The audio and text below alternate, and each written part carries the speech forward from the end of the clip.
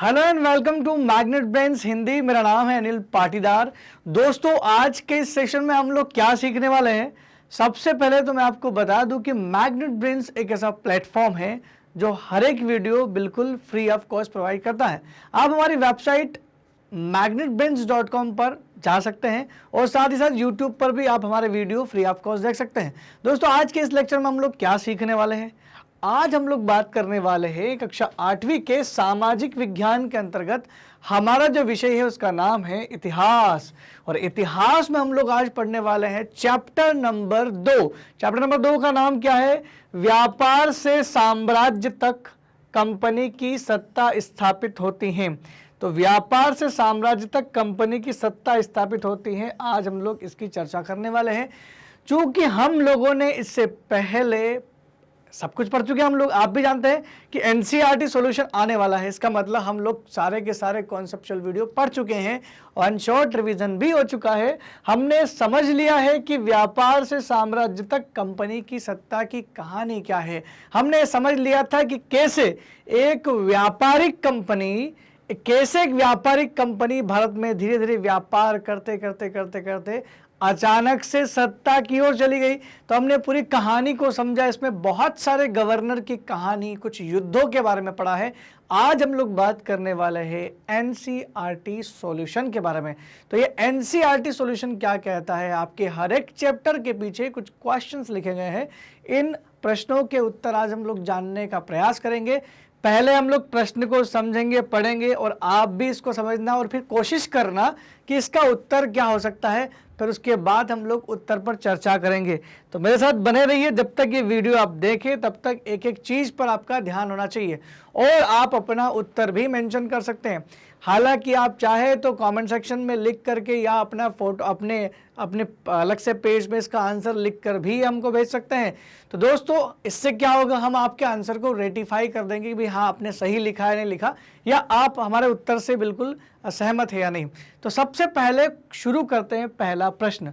पहला ही प्रश्न हमें मिलता है जोड़ी मिलाने का। और जोड़ी मिलाने के प्रश्न में एक तरफ दिए हुए कुछ ऑप्शंस और दूसरी तरफ दिए गए हैं उनसे मिलाने वाले आंसर्स। तो एक एक करके चीज पढ़ते हैं और मिलाने का प्रयास करते हैं कि कनेक्टिविटी कहां पर है। पहला जो शब्द है हमारा उसका नाम है दीवानी। अब दीवानी क्या हो सकता है? दीवानी दो चीज से जुड़ा हुआ है।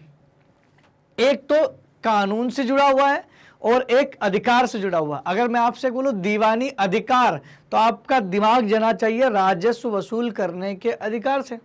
अगर ये दीवानी शब्द कानून से जुड़ा हुआ है तो दीवानी कानून अदालत से जुड़ा होना चाहिए, जहां पर छोटे मोटे जमीन के रगड़ों के बारे में केस होता है। दीवानी मामले में केस होता है, कोर्ट में यहाँ पर केस होता है। आपने ये पिछले चैप्टर में, पिछले जो सब्जेक्ट था हमारा जो नागरिक शास्त्र, वहाँ हमने इसके बारे में अच्छे से पढ़ा था कि दीवानी मामले क्या होते हैं, फौजदारी मामले क्या होते हैं।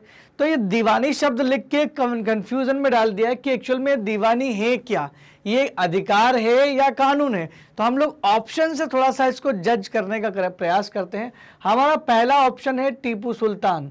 तो दीवानी का टीपू सुल्तान से तो कोई कनेक्शन नहीं है। दूसरा, राजस्व, भू राजस्व वसूल करने का अधिकार, देखो हमें मिल गया हमारा।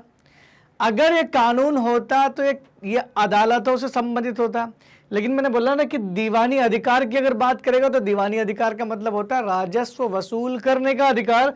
तो दूसरा ऑप्शन सटीक लग रहा है, लेकिन इसका मतलब ये थोड़ी ना है कि हम लोग ऑप्शंस बाकी पढ़े ही ना। हम सारे ऑप्शन पढ़ करके एक एक ऑप्शन को जोड़ने का प्रयास करेंगे ताकि हमारा एक भी जोड़ी गलत ना बने। तीसरा ऑप्शन सिपाही है, तो सिपाही का दीवानी से कोई भी संबंध नहीं है। तीसरा ऑप्शन है आपका। चौथा ऑप्शन है भारत का पहला गवर्नर जनरल। तो भारत का पहला गवर्नर जनरल से दीवानी का कोई संबंध यहाँ पर नहीं देखने को मिलता है। फौजदारी अदालत, अच्छा ये दीवानी अदालत होता तो शायद हम लोग जोड़ देते, लेकिन यहाँ पर नहीं जोड़ सकते। नेक्स्ट आपका कित्तूर में अंग्रेज विरोधी आंदोलन का नेतृत्व किया, तो दीवानी से ये भी नहीं जोड़ा जा सकता। तो फिर क्या जोड़ सकते हैं? तो बिल्कुल सही जो हमारा उत्तर होगा वो क्या है? वही है भू राजस्व। तो हमारा जो सही उत्तर मिला हमको, भू राजस्व वसूल करने का अधिकार ही क्या है? दीवानी अधिकार है। तो हमें एक उत्तर तो हमारा मिल गया। अब बढ़ते हमारे दूसरे ऑप्शन की तरफ। एक एक करके आप लोग इसको देख रहे हो, जो जो लोग इसको देख रहे हैं वो सबसे पहले तो अपनी जोड़ी अलग से बना ही ले, फिर एक एक करके देखें कि मैं किसको सही उत्तर मान रहा हूं या वाकई में सही उत्तर क्या है। तो आप अपनी जोड़ी भी बनाएं और आखिरी में बताएं कि भाई हाँ, कि आपकी जोड़ी सही लगी कि नहीं लगी आपको। तुरंत जैसे आप इसको पढ़े कमेंट सेक्शन में, जब भी पढ़े तब तुरंत लिखें कि हाँ भाई मेरी सारी जोड़ियां, क्वेश्चन नंबर 1 मेरा बिल्कुल सही था। शेर ए मैसूर, नेक्स्ट पॉइंट क्या है, नेक्स्ट जो वर्ड लिखा हुआ शेर ए मैसूर, ये किसे कहा जाता था।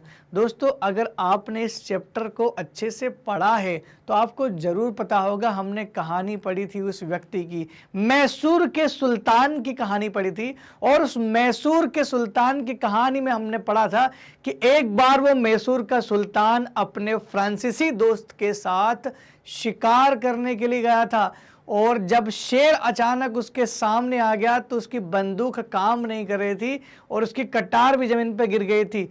तब उस व्यक्ति ने, उस सुल्तान ने, मैसूर के सुल्तान ने उस शेर का अपने हाथों से मुकाबला किया और अंत में जब कटार उसके हाथ में आई तो उसने शेर को भी मार दिया। इसी वजह से उस व्यक्ति को शेर ए मैसूर कहा जाता है। अब आपके दिमाग में 2 ही लोगों के नाम घूमने चाहिए, क्योंकि मैसूर के नवाबों के बारे में हमने पढ़ा था, मैसूर के सुल्तान, क्षमा करें सुल्तान हुआ करते थे, मैसूर के सुल्तान के बारे में हमने पढ़ा था इसी चैप्टर में, अगर आपको ध्यान है तो। और वो 2 सुल्तान थे, एक था हैदर अली और दूसरे थे टीपू सुल्तान। तो वो शेर ए मैसूर किसको कहा जाता है, तो दोनों में से किसी एक का नाम अगर आपको मिल जाए तो समझ लेना वही है। क्या आपको यहाँ पर हैदर अली दिख रहा है, तो आपको यहाँ पर हैदर अली तो नहीं दिख रहा होगा, तो फिर कौन सा सही उत्तर होगा, बचा है हमारा टीपू सुल्तान। तो टीपू सुल्तान को शेर ए मैसूर कहा जाता है। याद करो जरा कि हमने वहाँ पर एक फोटो भी देखा था जहाँ पर टीपू सुल्तान ने शेर से शिकार करते हुए एक सिपाही का खिलौना बनवाया था। याद आया कुछ? अगर याद आ गया तो आप समझ गए होंगे कि शेर ए मैसूर किसको कहा जाता है। और आपकी एनसीईआरटी में तो टीपू सुल्तान, शेर ए मैसूर ऐसा टॉपिक दिया हुआ है, तो फिर इसमें कंफ्यूजन की तो कोई बात ही नहीं है। सीधा उत्तर क्या मैं रख दूंगा, मैं टीपू सुल्तान। तो दूसरा वाला जो ऑप्शन है हमारा, उसका उत्तर क्या हुआ, टीपू सुल्तान। नेक्स्ट हमारा जो पॉइंट है वो है फौजदारी अदालत। फौजदारी अदालत का मतलब क्या, फौजदारी अदालत जो है वो फौजदारी कानून से जुड़ी हुई है, फौजदारी अदालत से जुड़ी हुई है। तो सीधी सी बात है, ये तो आपको सेम ही मिल गया, फौजदारी अदालत से फौजदारी अदालत ही जुड़ी हुई है, तो इसको तो छोड़ ही दो, तो क्लियर हो गया है, इसमें तो कोई वो ही नहीं है। लेकिन फिर भी मैं आपको बता दूं कि फौजदारी अदालत होती क्या है, फौजदारी अदालत का जिक्र आखिर किया तो एनसीईआरटी में यहाँ क्यों किया गया। फौजदारी अदालत का जिक्र यहाँ पर इसलिए किया गया क्योंकि अंग्रेजों ने सन 1772 में एक नई न्यायिक प्रक्रिया शुरू की थी। उन्होंने हर एक जिले में 2-2 अदालतें बनवाई थी। एक अदालत का नाम था दीवानी अदालत और दूसरी अदालत का नाम था फौजदारी अदालत। तो अंग्रेजों ने वहां क्या किया था, वहां अंग्रेजों ने किया था कि दीवानी अदालत में जितने भी मामले आएंगे वो सारे के सारे यूरोपियन कलेक्टर देखेगा, जबकि फौजदारी मामलों के जितने भी फौजदारी अदालत में जो भी मामले आएंगे उनको अभी भी कौन देखेगा, मुफ्ती लोग, काजी लोग, बड़े बड़े प्रख्यात पंडित, यही अभी भी उनके अंडर में था ये। तो इसी वजह से इस शब्द को यहाँ पर जोड़ा गया। लेकिन जोड़ी में हमको दोनों चीज़ कहाँ मिलती है, फौजदारी अदालत के सामने इधर फौजदारी अदालत मिल गया, सेम शब्द है, कोई दिक्कत नहीं। नेक्स्ट पॉइंट पढ़ लेते हैं, रानी चेन्नम्मा। रानी चेन्नम्मा का संबंध किससे है? ये रानी चेन्नम्मा का जिक्र चैप्टर में होता है। अब दोबारा से मैं आपको चैप्टर में ले जाऊंगा। चैप्टर में हम लोग पढ़ रहे थे, एक हमारा टॉपिक बड़ा अच्छा था जो काफ़ी लंबा चला था। आप चैप्टर में दोबारा से रिवाइंड करो या देखो, जैसे या अपनी एनसीईआरटी खोल के देखो, आपको वहाँ दिखेगा अंग्रेजी शासन, कंपनी का फैलता शासन, ये हमारा हेडिंग था कि कंपनी का शासन फैल रहा था। तो कंपनी ने जब मैसूर को हरा दिया, कंपनी ने जब मराठा साम्राज्य को हरा दिया, तो उसके बाद कंपनी को लगा था कि अब तो सारी की सारी सबसे ऊपर तो हम ही हैं। सर्वोच्चता का सिद्धांत लागू कर दिया था लॉर्ड हेस्टिंग्स ने। तो लॉर्ड हेस्टिंग्स ने बोला कि सबसे ऊपर तो अंग्रेज सरकार है, सारी रियासतें नीचे रहेगी और किसी भी रियासत को हड़पने का, अधिग्रहण करने का अधिकार तो केवल अंग्रेजों के ही पास है। और इसी वजह से अंग्रेजों ने कर्नाटक में एक छोटी सी जगह है जहां का एक छोटा सा राजपाट था, उस पर कब्जा करने की कोशिश की, लेकिन वहां की रानी चिन्नम्मा ने वहां की जो रानी है चिन्नम्मा, उन्होंने विद्रोह किया और अंग्रेजों के खिलाफ हथियार उठा लिए थे। 1824 ईस्वी में उनको गिरफ्तार भी किया गया था। याद आई वो कहानी। और कर्नाटक के उस छोटे से क्षेत्र का नाम है कित्तूर। तो ये कित्तूर की कहानी है जहां पर कब्जे करने के लिए अंग्रेज सरकार आती है और चिन्नम्मा उसका विरोध करती है। और फिर हमने आगे और लिखा था कि चिन्नम्मा की गिरफ्तारी के बाद भी ये संघर्ष खत्म नहीं हुआ। एक संगोली नाम का गांव था जहां का एक गरीब चौकीदार था जिसका नाम था रायन्ना। उस रायन्ना ने और अंग्रेजों का विरोध करना शुरू किया, बाद में भी विरोध चलता रहा। तो चिन्नम्मा की कहानी किस राज्य से जुड़ी है? तो हम लोग ऑप्शन देख लेते हैं। टीपू सुल्तान हमारा हो गया, भू राजस्व वाला हो गया, सिपाही तो नहीं थी बिल्कुल भी, वो भारत का पहला गवर्नर जनरल तो नहीं थी। बच्चा हमारा आखिरी ऑप्शन, कित्तूर में अंग्रेज विरोधी आंदोलन का नेतृत्व किया, तो बिल्कुल सही है। तो रानी चिन्नम्मा का जो सही उत्तर है वो कौन सा है? सबसे लास्ट वाला पॉइंट उनका सही उत्तर है। तो यहां विरोध किया था कित्तूर नाम की जगह की वो रानी थी और उन्होंने अंग्रेजों का विद्रोह किया था, क्योंकि अंग्रेज अब कब्जा करने लगे थे जबरदस्ती किसी के राज्य पर बिना किसी कारण के। उनको लगा कि छोटा सा राज्य है, लेकिन चिन्नम्मा ने और रायन्ना ने उसका भरपूर विरोध किया। नेक्स्ट है आपका वर्ड सिपाही। सिपाही का मतलब क्या होता है? सिपाही का मतलब होता है सिपाही। ये सिपाही शब्द आर्मी से जुड़ा हुआ है। जैसे भारत में सिपाही है, वैसे ही अंग्रेजों ने जब भारतीयों को तैयार किया, सेना के लिए भर्ती किया, किसानों को भर्ती किया, यूरोप से लेकर के आए लोगों को प्रशिक्षण दिया और उनको क्या बोला? सिपाही कहा गया था। तो सिपाही का मतलब सिपाही ही होता है। और वॉरेन हेस्टिंग्स तो हम सब जानते हैं कि भारत के पहले गवर्नर जनरल बने थे। तो Warren Hasting is the right answer कि इंडिया के पहले गवर्नर जनरल बने थे। अब हमारी सारी जोड़ियां सही हो गई है, बिल्कुल सही होगी सारी जोड़ियां। एक बार फिर से देख लेते हैं कि हमने जोड़ी में किसको किससे मिलाया है। पहला ऑप्शन, दीवानी मामले को हमने मिलाया था भू राजस्व वसूल करने का अधिकार। और ये दीवानी अधिकार अंग्रेजों को कब मिल गया था? ये डेट याद रखना है आपको, सन 1765 में, क्योंकि बहुत इंपॉर्टेंट डेट है। अब 1765, जरा सोचो, जरा दिमाग लगाओ कि 1765 कब आया था, क्या हुआ था उस समय? 1765 से एक साल पहले यानी 1764 में एक ऐतिहासिक युद्ध हुआ था जिसका नाम था बक्सर की लड़ाई। और बक्सर की लड़ाई में क्या हुआ था? बक्सर की लड़ाई में अंग्रेजों के सामने 3 अलग अलग राजाओं ने लड़ाई की थी और तीनों राजाओं को अंग्रेजों ने हरा दिया था। एक थे बंगाल के नवाब मीर कासिम, दूसरे थे अवध के नवाब शुजा उद्दौला और तीसरे थे मुगल बादशाह शाह आलम द्वितीय। तो इन तीनों को हरा दिया था। इसी वजह से सन 1765 में अंग्रेजों को बंगाल की, उड़ीसा की, बिहार की ये दीवानी अधिकार स्वयं मुगल बादशाह दे रहे थे। इसलिए दीवानी अधिकार का मतलब होता है उन एरियो में, बंगाल में राजस्व वसूल करने का अधिकार अगर किसी को मिला था तो वो अंग्रेज को मिल गया था। तो दीवानी का मतलब होता है राजस्व वसूल करने का अधिकार, सिंपल सा है। शहर मैसूर तो कहानी से समझ में आ गया होगा कि वो टीपू सुल्तान था। फौजदारी अदालत से हम फौजदारी अदालत जोड़ सकते हैं यहाँ पर, अगर चाहे तो वो दूसरा की फौजदारी कानूनों से जुड़ी हुई तो भी एक ही बात है, या आपराधिक अदालत बोल सकते हैं, मतलब अपराधों से जुड़ी हुई जो भी अपराध होगा उसके लिए अदालत होती है। रानी चेन्नम्मा की बात करें तो कित्तूर में अंग्रेजों का विरोध करने वाली थी और वॉरेन हेस्टिंग्स तो भारत के पहले गवर्नर जनरल थे। तो ये तो आपको क्लियर हो गया। तो हम लोग मान के चले कि आपने जोड़ी सही बनाई होगी। मैं आशा करता हूं कि जो जोड़ी मैंने यहाँ बनाई है वो आपने घर पे बनाई जरूर होगी, और अगर बनाई है तो बिल्कुल कमेंट सेक्शन में बताएं कि हाँ हमने इस पर काम किया है। नेक्स्ट को अब इसका देख लेते हैं उत्तर, कि हमने जो उत्तर किया था वो सही था कि नहीं था। दीवानी अदालत का मतलब होता है भू राजस्व अधिकार, बिल्कुल सही था हमारा पहला पॉइंट। दूसरा, शेर ए मैसूर का मतलब टीपू सुल्तान, ये भी सही था। फौजदारी अदालत मतलब फौजदारी अदालत, ये तो उसमें तो कोई दो राय वाली बात नहीं है, ये तो बिल्कुल सही था।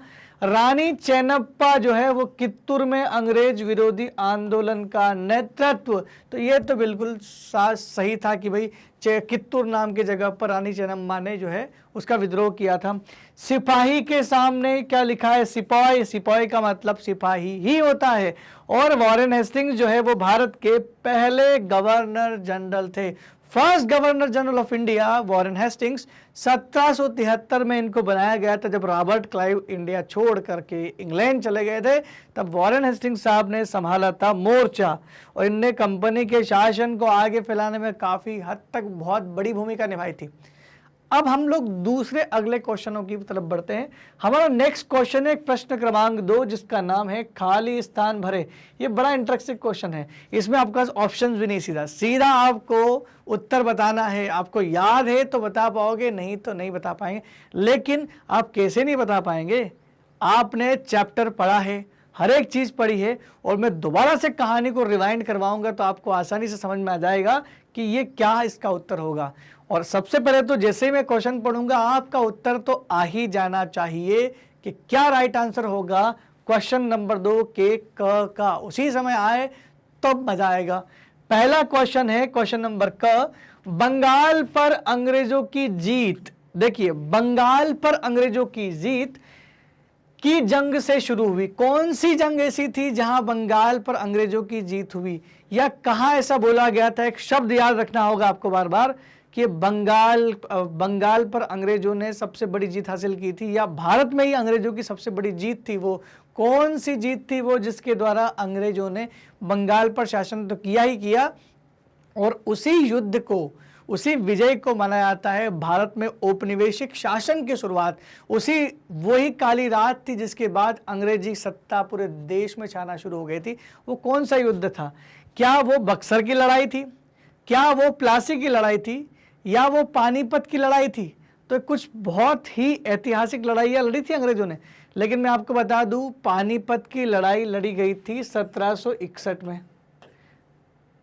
ठीक है, 1761 में लड़ी गई थी पानीपत की लड़ाई। तो पानीपत की लड़ाई इस समय हुई थी। उसके बाद कौन सी लड़ाई हुई थी? उसके बाद एक और लड़ाई थी, ये जो हम लोग बोलते हैं ना बक्सर की लड़ाई, 1764 में हुई थी। 1764 में बक्सर की लड़ाई हो गई, और सन 1757 में हो गई थी प्लासी की लड़ाई।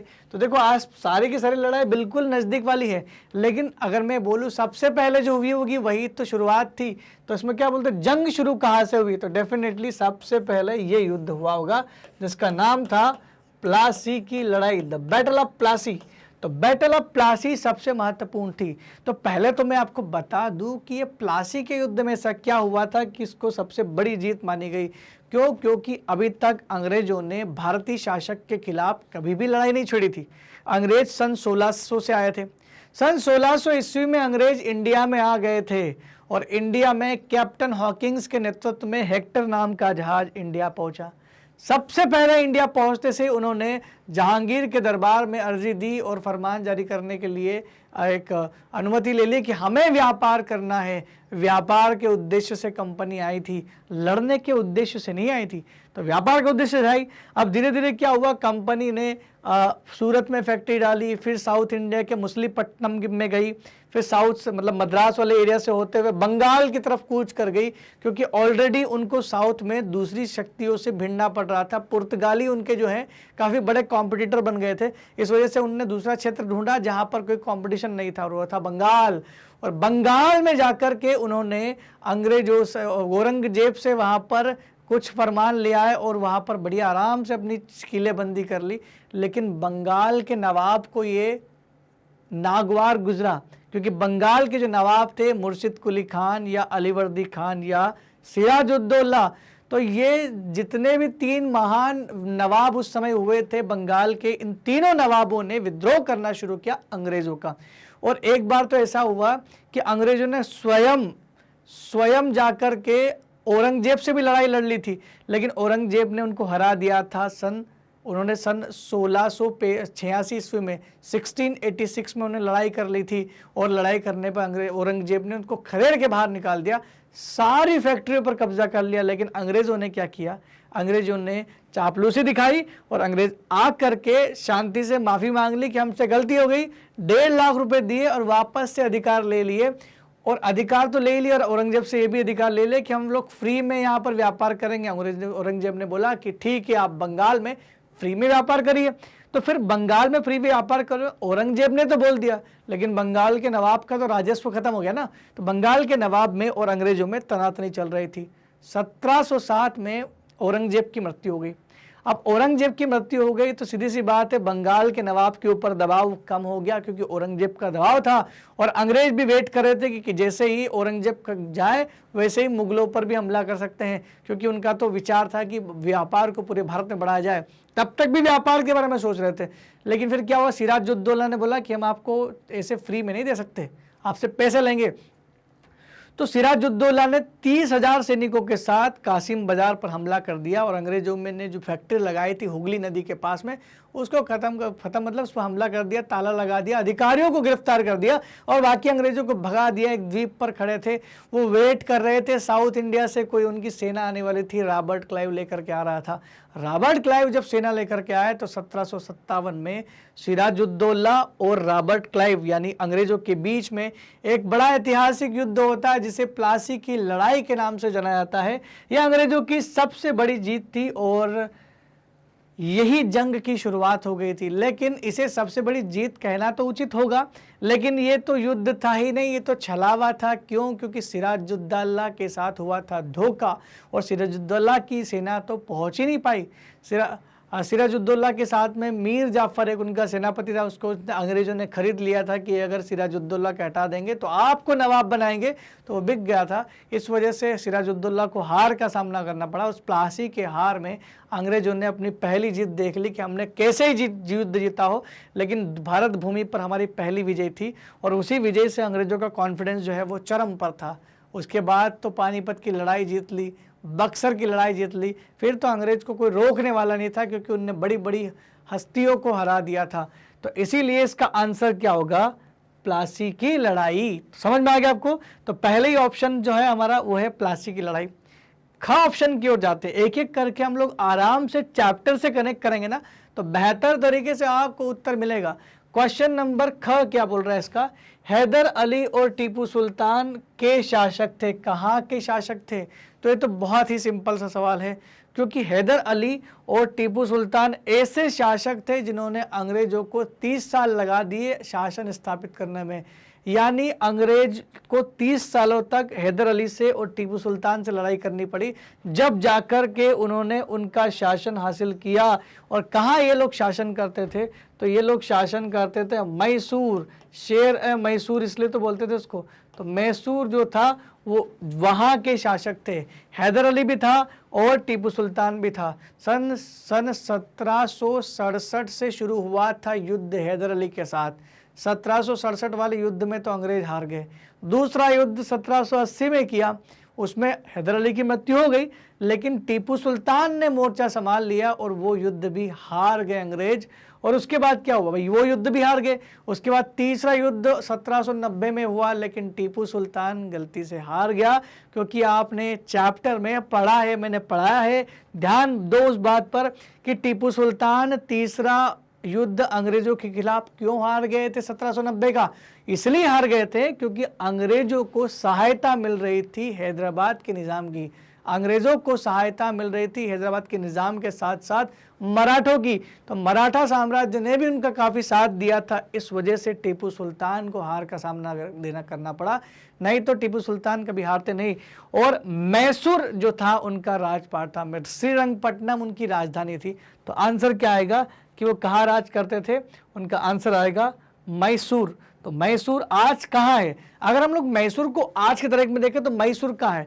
मैसूर ये जो आपका कर्नाटक है ना, इसका पुराना नाम था मैसूर। तो कर्नाटक ही मैसूर है और मैसूर नाम का एक शहर आज भी विद्यमान है कर्नाटक में। कर्नाटक का पुराना नाम मैसूर भी था। तो ये मैसूर कर्नाटक ही है। नेक्स्ट बात करते हैं ग वाला ऑप्शन। डलहौजी ने रिक्तस्थान का सिद्धांत लागू किया। पहले तो डलहौजी के बारे में समझ लेते हैं कि ये है कौन। डलहौजी साहब भारत के गवर्नर जनरल थे। गवर्नर जनरल डलहौजी साहब ये सन 1848 में आए थे भारत में गवर्नर जनरल के रूप में। 1848 में आए थे, 1848 में भारत में गवर्नर जनरल के रूप में आए थे और इन्होंने शुरू किया था एक ऐसी नीति जिसमें बिना किसी युद्ध के सारे साम्राज्य हड़प लिए। और उस नीति में, नीति का नाम मैं बताऊंगा, उससे पहले कि आप अपने कमेंट सेक्शन में लिख के बता दो कि नीति का नाम क्या था जिसमें डलहौजी ने यह सिद्धांत लागू किया था। तो नीति की विशेषता मैं बता दूंगा, आप समझ जाएंगे क्या है। उसमें क्या हुआ था, इनने बोला कि अगर मान लो कोई राजा ऐसा है जिसकी मृत्यु हो गई हो और उससे पहले ही उसका कोई पुरुष संतान नहीं है, कोई औलाद नहीं है, और वो भी पुरुष नहीं है, उत्तराधिकार नहीं है, तो उत्तराधिकार नहीं होने पर वो राज्य अंग्रेजी से सत्ता में जुड़ जाएगा, उसे अंग्रेज हड़प लेगा। क्यों? क्योंकि आपके पास तो शासन चलाने वाला शाही खून ही नहीं है। तो ऐसे में उन्होंने सातारा को हड़प लिया, ऐसे में उन्होंने संभलपुर को हड़प लिया, ऐसे में उन्होंने उदयपुर को हड़प लिया, नागपुर को ले लिया, यहाँ तक कि झांसी की रानी लक्ष्मीबाई से उनका शासन भी छीन लिया था। आपने झांसी की रानी लक्ष्मीबाई के बारे में तो काफ़ी कुछ सुना होगा। तो झांसी की रानी लक्ष्मीबाई का भी जो है राज्य छीन लिया था। कहाँ से? इसी डलहौजी साहब ने छीना था। तो लॉर्ड डलहौजी साहब ने वो कौन सी नीति लेकर के आए थे? उस नीति को कहीं हड़प नीति बोलते हैं, कहीं पर उसको विलय नीति का भी नाम देते हैं, अंग्रेजी में उसको डॉक्ट्रिन ऑफ लैप्स का नाम भी देते हैं। तो वो विलय की नीति और हड़प की नीति थी जिससे अंग्रेजों ने, जिससे डलहौजी ने 5 राज्यों को तो ऐसे ही बिना एक लड़ाई लड़े ऐसे ही हटिया लिया था। क्यों? क्योंकि नियम बना दिया था। इसलिए सबसे ज़्यादा श्रेय जाता है कि बहुत शांतिपूर्वक तरीके से अंग्रेजी साम्राज्य को बहुत कम समय में फैला लेने वाला यही व्यक्ति था। लॉर्ड एक रिचर्ड वेलीजेली साहब भी थे जिन्होंने सहायक संधि से काम किया था, इन्होंने और अच्छा काम किया था। तो अंग्रेजों के लिए तो बहुत सही थे, लेकिन हमारे लिए बहुत गलत थे, क्योंकि इन्होंने ऐसी नीति चलाई थी, महारानी लक्ष्मीबाई का तक सिंहासन छीन लिया था। इसी वजह से, इस डलहौजी की वजह से 1857 की क्रांति हुई थी, ध्यान रखना, क्योंकि इससे परेशान हो गए थे ज़्यादातर जो थे वो राजा। मराठा रियासत मुख्य रूप से भारत के किस भाग में स्थित थी? मराठा रियासत कहाँ पर स्थित थी? तो महाराष्ट्र कौन से भाग में स्थित थी? अभी महाभारत जो हमारा मराठा है वो आज भी हम लोग बोलते हैं ना, वीर शिवाजी, महाराजा शिवाजी, महाराज शिवाजी के बारे में सुनते हैं, सब मराठा ही तो हैं। तो मराठा कहाँ से था? दिमाग में आ जाता महाराष्ट्र से। मराठा मतलब मराठी भाषा से आता है। तो कहीं ना कहीं हमारा ध्यान कहाँ आता है? उसी जगह जाता है। और मराठा जो है वो कहाँ है? अब आपको मैं बता दूं, ये अगर आपने ये मैप देखा, ये भारत का मैप है, ये मराठा साम्राज्य था, ये पूरा इधर इधर इधर इधर था। मतलब इसको हम लोग, ये जो एरिया है आपका, पहले भारत को 2 भाग में बांटते थे हम लोग। ये यहाँ पर एक श्रृंखला पड़ती है जिसको हम लोग बोलते हैं विंध्याचल श्रृंखला, है ना। ये विंध्याचल श्रृंखला के ऊपर उत्तर भारत था हमारा, उत्तर में, और नीचे का बोलते थे हम लोग दक्कन या दक्षिण भारत बोलते थे। तो मराठा साम्राज्य की जो शक्ति थी वो मुख्यतः कहाँ फैली हुई थी? इस विंध्याचल पर्वत के दक्षिण में फैली हुई थी। तो महाराष्ट्र, अगर आपको आंसर नहीं लिखना, क्योंकि पूरे खाली महाराष्ट्र में नहीं थी, महाराष्ट्र के अलावा बहुत बड़े इलाके में थी ना वो। तो आप खुद सोचिए ना, 5 सरदारों के नाम हमने पढ़े थे। कौन थे? सिंधिया जो ग्वालियर में थे, तो मध्य प्रदेश में थे। ग्वालियर, होलकर यानी इंदौर वाले, गायकवाड़, भोसले, ये 4 अलग अलग सरदार हुआ करते थे। तो साउथ इंडिया में उसका वर्चस्व था काफ़ी ज़्यादा, इसलिए उसका उत्तर क्या रखा है यहाँ पर? दक्षिण में मराठा रियासत मुख्य रूप से फैली हुई थी। उसके अलावा कुछ जगह उत्तर में भी इनका नाम आता है। तो हमारे ये उत्तर समझ में आया, खाली स्थान भरो में हमने किस चीज़ को यहाँ पर तवज्जो दिया है। अब आप अच्छे से समझ गए होंगे कि इसका उत्तर क्या रहा होगा।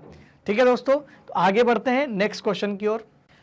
हमारे नेक्स्ट क्वेश्चन की ओर। अगला क्वेश्चन देखते हैं दोस्तों। आपको मजा आ रहा होगा, आपको इस चीज को पढ़ने में मजा आएगा। जैसे जैसे हम लोग यहाँ क्वेश्चन कर रहे हैं, आप कमेंट सेक्शन में लिखते चले जाइए। कोई परवाह मत कीजिए कि आप वीडियो को कब देख रहे हो, लेकिन जब भी देख रहे हो अपने आंसर बिल्कुल मेंशन करें। इससे पता तो चलेगा कि आप कितने एक्टिव हैं। नेक्स्ट क्वेश्चन है क्वेश्चन नंबर 3, सही और गलत बताएं। सही और गलत बताएं। तो इसमें आपको बस बताना क्या है कि ये जो पॉइंट है, जो लिखा गया सेंटेंस, वो सही है या गलत। पहला क्वेश्चन पढ़ते हैं। मुगल साम्राज्य 18वीं सदी में मजबूत होता गया। मुगल साम्राज्य 18वीं सदी में मजबूत होता गया।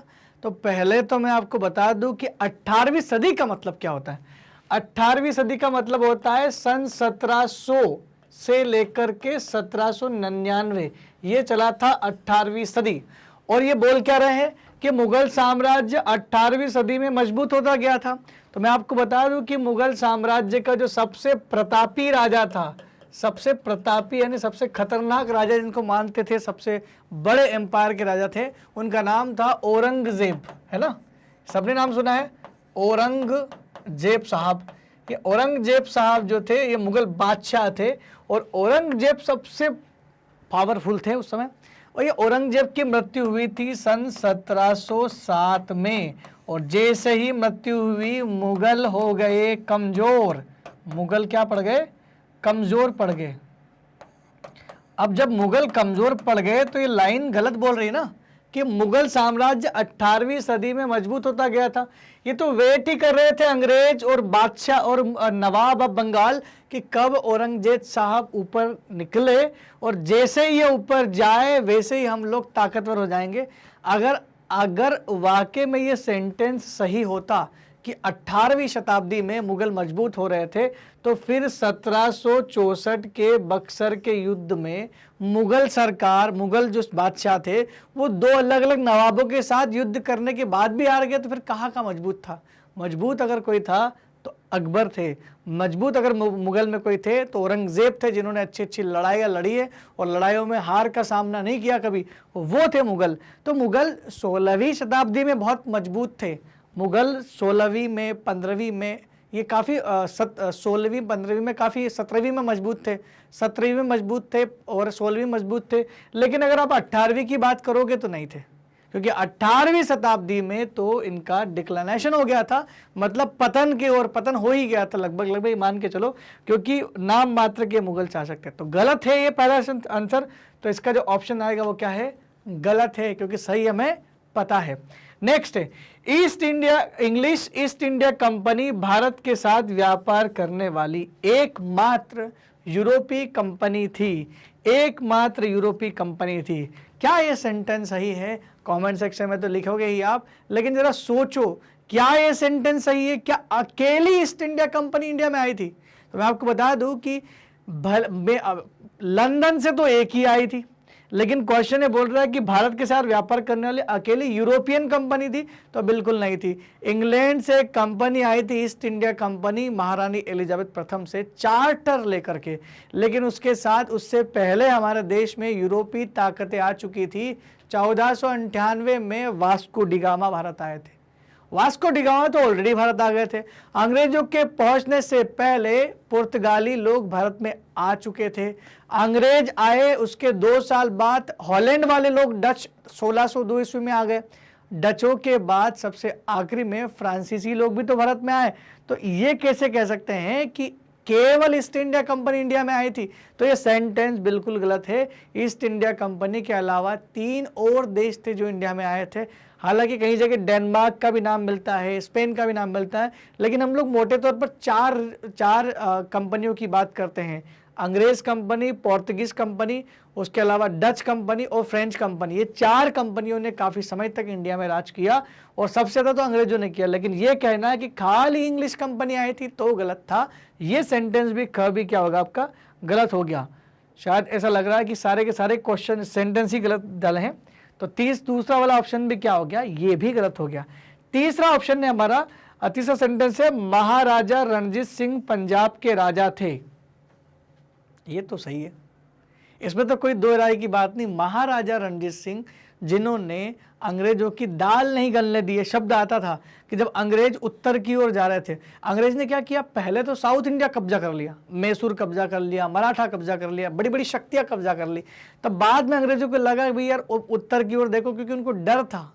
19वीं सदी के शुरुआत में उनको ये डर लग रहा था कि भाई ऐसा ना हो कि रूस भी अपना साम्राज्य फैला रहा था, उनको रूस का बड़ा डर था। तो रूस का डर ये सता रहा था कि कहीं ऐसा ना हो जाए कि उत्तर पश्चिम इलाके रूस की चपेट में आ जाए और भारत में इंटर कर जाए और हमें रूस का सामना करना पड़ जाए। उससे पहले ही इन उत्तर पश्चिम इलाकों में, अफगानिस्तान में, सिंध प्रांत में और पंजाब में हमला कर दिया जाए। अब उन्होंने हमला तो किया, लेकिन वहाँ पर सबसे बड़ा जो उनका बैरियर था, उनके लिए सबसे बड़ी जो चुनौती थी वो थे महाराजा रणजीत सिंह। सिक्कों के सरदार थे और महाराजा रणजीत सिंह ने जो है उनको काफ़ी बड़ी चुनौती दी। दोस्तों जब हम लोग पंजाब की बात करते हैं ना, तो ये पंजाब आज का नहीं, ये पुराना पंजाब जो बहुत बड़ा था, और ये पाकिस्तान में भी तो है ना, तो पाकिस्तान इंडिया का पूरा पंजाब का एरिया इनके हाथ में था, और इन्होंने जब तक जिंदा रहे अंग्रेजों की हिम्मत नहीं हुई कि इनसे पंजाब छीन ले। तब इनकी डेथ हुई, उसके बाद भी कई साल तक अंग्रेजों ने विचार किया, उसके बाद आखिरी में 1849 में जाकर के 1849 में जाकर के इन्होंने पंजाब को हथिया लिया। लेकिन क्वेश्चन, ये सेंटेंस क्या बोल रहा है कि महाराजा रणजीत सिंह पंजाब के राजा थे, तो बिल्कुल थे, ये ऑप्शन तो बिल्कुल सही है। दो पहले गलत थे, तो क्या हुआ, तीसरा हमारा क्या है, सही ऑप्शन है। चौथे पॉइंट पर आते हैं दोस्तों। चौथा पॉइंट बोलता है कि अंग्रेजों ने अपने कब्जे वाले इलाकों में कोई शासकीय बदलाव नहीं किए थे। क्या अंग्रेजों ने जो कब्जे वाले इलाके थे, जैसे बंगाल हो गया, जैसे बंबई हो गया, मद्रास हो गया, और धीरे धीरे बाकी दूसरी चीजें भी कब्जा करना शुरू कर दी थी। एक पॉइंट बोल रहा है कि अंग्रेजों ने अपने कब्जे वाले इलाके में कोई शासकीय बदलाव नहीं किए। यह बिल्कुल गलत है, क्योंकि सबसे ज्यादा शासकीय बदलाव अगर इंडिया में उस दौर में किसी ने किए थे तो वो अंग्रेज ही थे। इन्होंने द्वैध शासन की व्यवस्था की, इन्होंने स्थायी बंदोबस्त लेकर के आए, महलवाड़ी बंदोबस्त, रैयतवाड़ी बंदोबस्त, खेती में सुधार को लेकर के कुछ बंदोबस्त लेकर के आए थे, राजस्व से संबंधित कुछ प्रशासनिक बदलाव किए थे। तो इन्होंने तो बहुत बदलाव की, सेना का आधुनिकीकरण किया। तो ये कहना तो बिल्कुल गलत है, तो बिल्कुल उल्टा है कि अपने क्षेत्र में कोई बदला। तो अपने कब्जे वाले क्षेत्र में बदलाव नहीं करेंगे तो फिर दूसरे क्षेत्र में कैसे करेंगे। तो उन्होंने अपने क्षेत्र वाले में तो डेफिनेटली किए थे जो उनके अंडर में आते थे। तो ये तो गलत सेंटेंस है। तो चौथा वाला ऑप्शन भी आपका क्या हो जाएगा, गलत। तो हमारे तो 4 ऑप्शंस थे, उसमें से 2-3 गलत थे, 1, 2 और 4, और तीसरा वाला जो ऑप्शन था महाराजा रणजीत सिंह वाला, वो सबने सही किया। अब मैं आशा करता हूं कि आपके सारे पॉइंट वैसे ही होंगे जो हमने किए थे। अगर आप इस बात से सहमत है कि सारे पॉइंट आपके सही है, तो बिल्कुल कमेंट सेक्शन में इसको भी लिखकर बताएं, और आलस ना करें, कमेंट सेक्शन में लिखने में आलस ना करें, क्योंकि हमें भी तो पता चला कि कौन लोग हमें सीरियसली देख रहे हैं, हमें पता चला कि कौन हमारे साथ चल रहे हैं, कौन लोग कंपटीशन में हैं। अगर आप कंपटीशन में हैं तो बिल्कुल कमेंट सेक्शन में लिख करके चीज़ बताएंगे आप। क्वेश्चन नंबर 4, आइए विचार करें। अब विचार करें मतलब इन क्वेश्चन के उत्तर आपको सीधा सीधा जो है उत्तर लिखना है। जैसे पहला प्रश्न है, पहला प्रश्न क्या बोल रहा है कि यूरोपीय व्यापारिक कंपनियां भारत की तरफ क्यों आकर्षित हो रही थी। यूरोपीय भारतीय कंपनियां भारत की तरफ आकर्षित क्यों हो रही थी। तो उत्तर साफ है, यूरोपीय भारतीय कंपनियों को भारत की ओर आकर्षित होने का मेन कारण था भारत में उनको मिल रहा था मुनाफा, क्योंकि भारत की चीज़ों की मांग यूरोप में बहुत ज़्यादा थी। अब भारतीय चीज़ों की मांग यूरोप में बहुत ज़्यादा थी, तो कौन सी चीज़ें भाई, रेशम के कपड़े है ना, रेशम के जो बारीक बारीक जो कपड़े थे वो कपड़ों की उनको बहुत डिमांड थी। उसके अलावा मिर्च की डिमांड थी, काली मिर्च की डिमांड थी, है ना। तो ये चीज़ें वहाँ पर बहुत ज़्यादा डिमांडिंग में आ गए। तो अब आपने इकोनॉमिक्स का एक कॉन्सेप्ट तो पढ़ा होगा, जब डिमांड बहुत ज़्यादा है तो मुनाफा तो मिलेगा, और मुनाफा के चक्कर में कंपनी इंडिया में आई थी। उनको पता था कि इंडिया से सस्ते में खरीद करके यूरोप में महंगे में मुंह मांगे दाम पे बेच सकते हैं, क्योंकि मांग वहाँ ज़्यादा है। तो जहाँ मांग होती वहाँ पर, जहाँ डिमांड होती वहाँ पर प्राइस राइज हो ही जाते हैं। इंडिया में उन चीज़ों की इतनी मांग नहीं थी, क्योंकि हर व्यक्ति के पास थे और वहाँ पर मांग ज़्यादा थी, तो यहाँ से सप्लाई कर रहे थे वो। इस वजह से उनको बहुत ज़्यादा फायदा हुआ, इतनी सारी चीज़ें यहाँ से लेके गए वो कम से कम दाम में। सबसे पहले जो व्यक्ति आया था इंडिया में व्यापार करने के लिए, जिसने यूरोप का वो व्यक्ति जिसने समुद्री मार्ग की खोज की थी, वास्को डिगामा, वो जब इंडिया के कालीकट बंदरगाह पे उतरा था तो उसको लगभग ऐसा बोलते हैं कि 60 गुना दाम पर उसको फायदा मिला था यहाँ पर इंडिया में व्यापार करने से। तब ये खबर आग की तरफ यूरोप पे फैल गई थी, और आग की तरह यूरोप में फैल गई थी। तो सारे यूरोपियन सोच रहे थे कि भारत में जाएंगे और वहां से व्यापार करेंगे, मुनाफा ही मुनाफा होगा। तो सीधी सी बात है, कंपनियां, कोई भी प्राइवेट कंपनी कहाँ देखेगी जहां मुनाफा ज़्यादा हो। प्राइवेट कंपनी का एक ही मोटिव, मुनाफा, मुनाफा और मुनाफा। तो ये वो चाहती थी। यूरोपीय व्यापारिक कंपनियों के भारत की तरफ आकर्षित होने के कारण थे। नंबर 1, पहला कारण, यूरोपीय कंपनियों ने भारत के साथ व्यापार में अपार संभावनाएं देखी। उन्होंने बोला कि लंबा व्यापार चलेगा, बहुत कुछ है वहां पर संभावना। उन्होंने क्या देखी, अपार संभावनाएं देखी। नंबर 2, पॉइंट नंबर 2 क्या बोल रहा है, यूरोपीय देशों में भारत की अनेक वस्तुओं की भारी मांग थी, भारत की बहुत सारी वस्तुओं की बहुत ज्यादा डिमांड हो गई थी, मांग हो रही थी। यहां तक कि ऐसा भी किताबों में पढ़ने को मिलता है कि भारत का बना रुमाल मखमल का तक यूरोप में बिकता था। सोचो, हमारे तो रुमाल भी बिकते थे, तो जब हमारा रुमाल तक जो है वहां बिकता था, तो आप सोच सकते हैं कि भारतीय माल की क्वालिटी क्या होगी। जैसे कपास, रेशम, काली मिर्च, लौंग, इलायची, दालचीनी, ये सब चीज़ें बहुत जाती थी वहाँ पर। और ये ब्रिटिश लोगों ने, ये यूरोपियन लोगों ने ही पहुँचाई, क्योंकि उनको पता था कि डिमांड ज़्यादा है। हमको कैसे पता कि डिमांड ज़्यादा है, हमारे लोग तो जाते थोड़ी थे। तो हमारे व्यापारी सौदागरों ने, उनको लगा कि भाई काफ़ी अच्छा दाम लग रहा है, लेकिन वो बहुत सस्ते में खरीद रहे थे और बहुत महंगे में वहाँ पर बेच रहे थे। वे भारत में कम कीमत पर सामानों को खरीद कर वापस यूरोप जाकर ऊंची कीमतों पर बेच सकते थे। इन्हीं व्यापारिक संभावनाओं के कारण यूरोपीय कंपनियां भारत की ओर आकर्षित हो रही थी। आकर्षण का एक ही कारण मुनाफा हो सकता है। तो ये तो बहुत सिंपल सी चीज़ थी जो हमने पढ़ी, और ये तो कहना बहुत आसान है कि कोई भी कंपनी वहाँ ज़्यादा इन्वेस्ट करेगी या वहाँ इंटरेस्ट लेगी जहाँ पर उसको फ़ायदा हो। बिना फ़ायदे के कोई प्राइवेट कंपनी काम नहीं करेगी। नेक्स्ट पॉइंट है, नेक्स्ट क्वेश्चन होगा, बंगाल के नवाब और ईस्ट इंडिया कंपनी के बीच किन बातों पर विवाद थे? बंगाल के नवाब के बीच और ईस्ट इंडिया कंपनी के बीच किस बात को लेकर विवाद चल रहा था? तो मैं आपको बता दूं कि ईस्ट इंडिया कंपनी जो थी उसको औरंगजेब ने कुछ अधिकार दे दिए थे। औरंगजेब ने अधिकार दिए तो हुआ क्या, पहले तो औरंगजेब से युद्ध कर लिया इन्होंने 1686 में। कि इन्होंने, अंग्रेज़ों को लगा कि औरंगजेब कमज़ोर हो गया है, कभी कभार बीमार भी रहता है, तो अंग्रेज़ लोगों ने भूलवश औरंगजेब पर हमला कर दिया। अब आप औरंगजेब पर हमला करोगे तो बेवकूफ़ी तो होगी ना। औरंगजेब ने इनको हरा दिया, हरा कर बाहर फेंक दिया, हरा कर एक द्वीप में फेंक दिया था। एक द्वीप, एक आइलैंड जो बीमारियों का गढ़ था, बीमारियां फैली हुई थी वहां पर, जो बीमारियों का गढ़ था,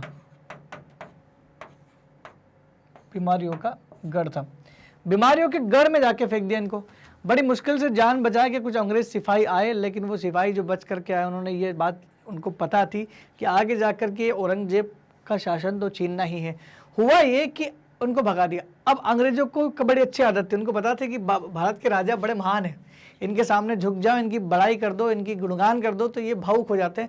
यही अंग्रेजों ने किया, दोबारा वापस लौट कर औरंगजेब के दरबार में आए और दरबार में आकर के माफ़ी मांगी, बोला कि हम तो व्यापारिक कंपनी भूल हो गई, अब हम लोग सत्ता को कुछ भी नहीं करेंगे और हम आपको गिफ्ट देंगे। 1.5 लाख रुपए दिए उन्होंने, 1.5 1.5 लाख रुपए दिए उन्होंने। तो 1.5 लाख रुपए जब उन्होंने दिए तो भाई औरंगजेब भी खुश हो गया कि भाई 1.5 लाख रुपए अचानक से इतनी बड़ी राशि कौन देगा।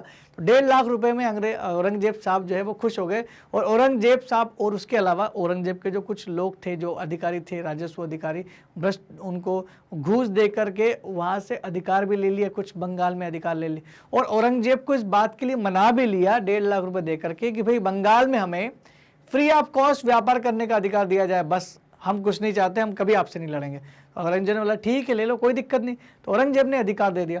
अब बस यही अधिकार बन गया परेशानी बंगाल के नवाबों की। समझना, कहानी से कनेक्ट होना।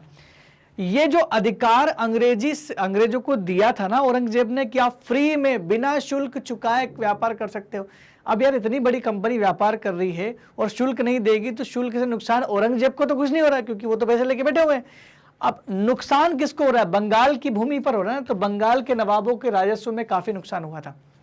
लेकिन बंगाल के नवाब का कहना यह था कि भाई ठीक है, औरंगजेब की हम लोग बात मानते हैं, हमारे ऊपर है, वो तो भाई एम्पायर है, सम्राट है और हम उसके नीचे काम करने वाले नवाब है, तो ठीक है। औरंगजेब साहब ने इसकी अनुमति आपको दे दी।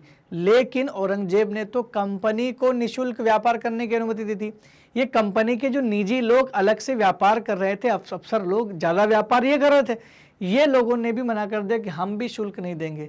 तब बंगाल के नवाब ने जो है अंग्रेजों पर जो है करना शुरू कर दिया। चाहे वो मुर्शिद कुली खान हो, भाई औरंगजेब साहब की डेथ हो गई 1707 में, तो मुर्शिद कुली खान, अली वर्दी खान और सिराजुद्दौला, इन तीनों ने क्या किया? अंग्रेजों को ज़्यादा पैसे देने पर मजबूर किया। अंग्रेजों को रियासत यानी वो जगह देने से मना कर दिया और और अंग्रेजों पर ये लगाए, इल्जाम लगाए कि अंग्रेज एक तो शुल्क नहीं चुकाते, ऊपर से अपमानजनक चिट्ठियां भेजते थे। ये सारी चीजें आरोप उनने लगाई। इस वजह से उनके बीच में क्या हो गया, उनके बीच में टकराव उत्पन्न होने लगा। और अंग्रेज भी इस बात से नहीं चुके, अंग्रेजों ने भी बंगाल के नवाब के ऊपर जो है वो लगाया, इल्जाम लगाया, आरोप लगाया। अंग्रेजों ने बंगाल के नवाब पर आरोप लगाते हुए कहा कि बंगाल के नवाब नहीं चाहते कि अंग्रेजी जो ईस्ट इंडिया कंपनी ये ग्रोथ करे, इन्होंने हमारा बिजनेस ठप कर दिया है, नष्ट कर दिया है, जानबूझ के ऐसा कर रहे हैं और बैरियर लगा रहे हैं। तो अंग्रेजों ने इनके ऊपर लगाए आरोप और इन्होंने अंग्रेजों के ऊपर लगाए, तो हो गई ना विवाद की स्थिति। तो ये उनके बीच किन बातों पर विवाद था, तो ये 2, 3, 4 बातें थी जिन पर विवाद था। एक एक करके सारी पॉइंट पढ़ लेते हैं। पहला पॉइंट, बंगाल के नवाब और कंपनी के बीच विवाद के कारण क्या थे। पहला कारण क्या था, नवाबों ने कंपनी को छूट देने से मना कर दिया। किसके बाद, जब 1707 में औरंगजेब की डेथ हो गई तो औरंगजेब ने इनको छूट दे के रखी थी। नवाब ने बोला नहीं, अब हम ताकतवर है, औरंगजेब साहब गए, अब मुगल में कोई पावरफुल नहीं रहा, मुगल सत्ता कमजोर हो गई है, तो नवाब हो गए मजबूत। और नवाब ने बोला नहीं छूट देंगे आपको, जो छूट आपको मिली है शुल्क की आपको देना पड़ेगा। नवाबों ने कंपनी को व्यापारिक अधिकार देने के लिए बहुत अधिक राशि की मांग की और उन्होंने जो राशि की मांग की शुल्क वो बहुत ज़्यादा कि अगर आपको व्यापार करना है बंगाल भूमि पर तो बहुत ज़्यादा पैसा देना पड़ेगा। तो धनराशि की मांग की, अंग्रेज परेशान हो गए कि अचानक से इस धनराशि कहाँ देके लेके जाएंगे हम लोग, कैसे देंगे। नवाबों ने कंपनी को सिक्का ढालने का अधिकार देने से मना कर दिया, क्योंकि उनको पहले सिक्का ढालने का अधिकार मिल गया था कि आप सिक्के ढाल सकते हैं, चला सकते हैं मार्केट में। उन्होंने बोला कि नहीं, आप सिक्के भी नहीं डाल सकते, सिक्के तो बंगाल के नवाब के चलेंगे, किसी और दूसरे सत्ता के यहाँ पर नहीं चल सकते। नवाबों ने कंपनी पर टैक्स अदा नहीं करने के साथ साथ अपमानजनक पत्र लिखने का आरोप भी लगाया। उन्होंने बोला कि तो ये टैक्स जमा नहीं करते, ऊपर से अपमानजनक हमें अलग अभद्र पत्र लिखते थे। हालांकि अंग्रेज तो डेफिनेटली इंग्लिश में लिखते होंगे, लेकिन उन्होंने बोला कि भाई ये अपमानजनक आपत्तिजनक पत्र लिखते रहते, कुछ तो भी बोलते रहते हम लोगों को। तो ये नवाब का तौहीन हो गया ना, कि नवाब को आप उसी के एरिया में पत्र लिख करके अपमानित कर रहे हो। ये नवाब का कहना है, सच्चाई कितनी है वो तो नवाब ही जानते थे। तो उन्होंने बोला एक तो कर नहीं चुका रहे, ऊपर से हमको भी भला बुरा बोल रहे। तो ये विवादित कारण हो गए थे, मतलब चाहते थे नवाब साहब भी कि इनसे कैसे भी करके लड़ाई की जाए। लेकिन अंग्रेजों ने जो आरोप लगाया, कंपनी ने भी नवाबों पर निम्नलिखित आरोप लगाए। कंपनी ने भी नवाब के ऊपर आरोप लगाए। तो नवाब के ऊपर कंपनी ने क्या आरोप लगाया, उन्होंने कहा कि नवाबों के स्थानीय अधिकार कंपनी के व्यापार को नष्ट कर रहे हैं। नवाब जो है उसके नवाबों के जो स्थानीय अधिकारी जो थे, उनके जो अधिकारी लोग थे, जो लोकल अधिकारी थे, जो नवाबों ने अपॉइंट किए थे कंपनी के आसपास, वो कंपनी के व्यापार को नष्ट कर रहे हैं, उनको जानबूझ के परेशान कर रहे हैं और कंपनी को अधिक टैक्स देना पड़ रहा है। जानबूझ के टैक्स बढ़ा दिए इन लोगों ने। अब बंगाल के भाई नवाब थे, उनकी मर्जी तो टैक्स लगाए। कंपनी को किलाबंदी के विस्तार और पुनर्निर्माण की अनुमति भी नहीं दी जा रही थी। पहले वो किलाबंदी कर सकते थे जब तक जो औरंगजेब था, उसके बाद किलाबंदी के विस्तार पर भी रोक लगा दी कि भाई आप आए हैं, आप विदेशी हो, परदेशी हो, व्यापार करो, निकल जाओ। लेकिन ये किलाबंदी करके स्थायी तरह से रुकने का कोई मतलब नहीं निकला, तो अब स्थायी क्यों रुक रहे हो। इस वजह से उन्होंने किलाबंदी करने पर भी, पुनर्निर्माण पर भी रोक लगा दी थी। ऐसे में आप देख सकते हो कि कैसे बंगाल के नवाब ने अंग्रेजों को शुरुआत में कंट्रोल किया था। लेकिन दिक्कत ये हुई कि वो प्लासी का युद्ध जो था ना, उसने सब कुछ खत्म कर दिया। प्लासी का युद्ध निर्णायक था। नेक्स्ट है क्वेश्चन नंबर 3, दीवानी मिलने से ईस्ट इंडिया कंपनी को किस तरह का फायदा हुआ। दीवानी अधिकार मिलने से ईस्ट इंडिया कंपनी को क्या फायदा हुआ। अब दीवानी अधिकार का मतलब क्या होता है, पहले तो मैं आपको समझा दूं। दीवानी अधिकार का मतलब होता है राजस्व अधिकार, राजस्व, भू राजस्व, लगान, राजस्व का अधिकार मिल गया था। किसके पास मिल गया था राजस्व का अधिकार, कि राजस्व का अधिकार मिल गया था कंपनी को। तो कंपनी को राजस्व का अधिकार मिल गया था, लेकिन कब मिल गया था दीवानी अधिकार। अब वो राजस्व वसूल कर सकती थी कहाँ, बंगाल में राजस्व वसूल कर सकती थी। बंगाल, उड़ीसा, बिहार की दीवानी राइट्स दे दिए थे ना। हुआ क्या हुआ था ऐसा, 1764 का बक्सर का युद्ध, सबको याद आ रहा होगा। याद करो जरा पुराना चैप्टर, मतलब यही चैप्टर के पुराने वीडियोस देखो जरा।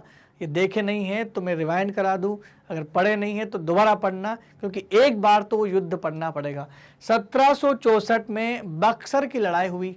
बक्सर की लड़ाई में आपको पता ना, 3 शासकों को अंग्रेजों ने हराया था। शाह आलम द्वितीय जो मुगल सरकार थी, और मुगलों के हाथ में सब कुछ राजस्व का सिस्टम था, और अवध के नवाब शुजाउद्दौला हार गए, बंगाल के नवाब मीर कासिम साहब हार गए, सब तो हार गए। तो मुगलों से उन्होंने क्या किया, मुगल सरकार ने उनको राजस्व के अधिकार दे दिए, दीवानी अधिकार दे दिए बंगाल में कि आप चाहे तो उस एरिया में दीवानी अधिकार ले लो, राजस्व वसूल लो। राजस्व वसूल लिया, इसका मतलब बहुत बड़ा एक बंगाल समझते हो आप कितना बड़ा है। आज तो पश्चिम बंगाल हमारे पास में, लेकिन बांग्लादेश जोड़ दो उसमें, और बंगाल बहुत बड़ा और बहुत अमीर था उस समय।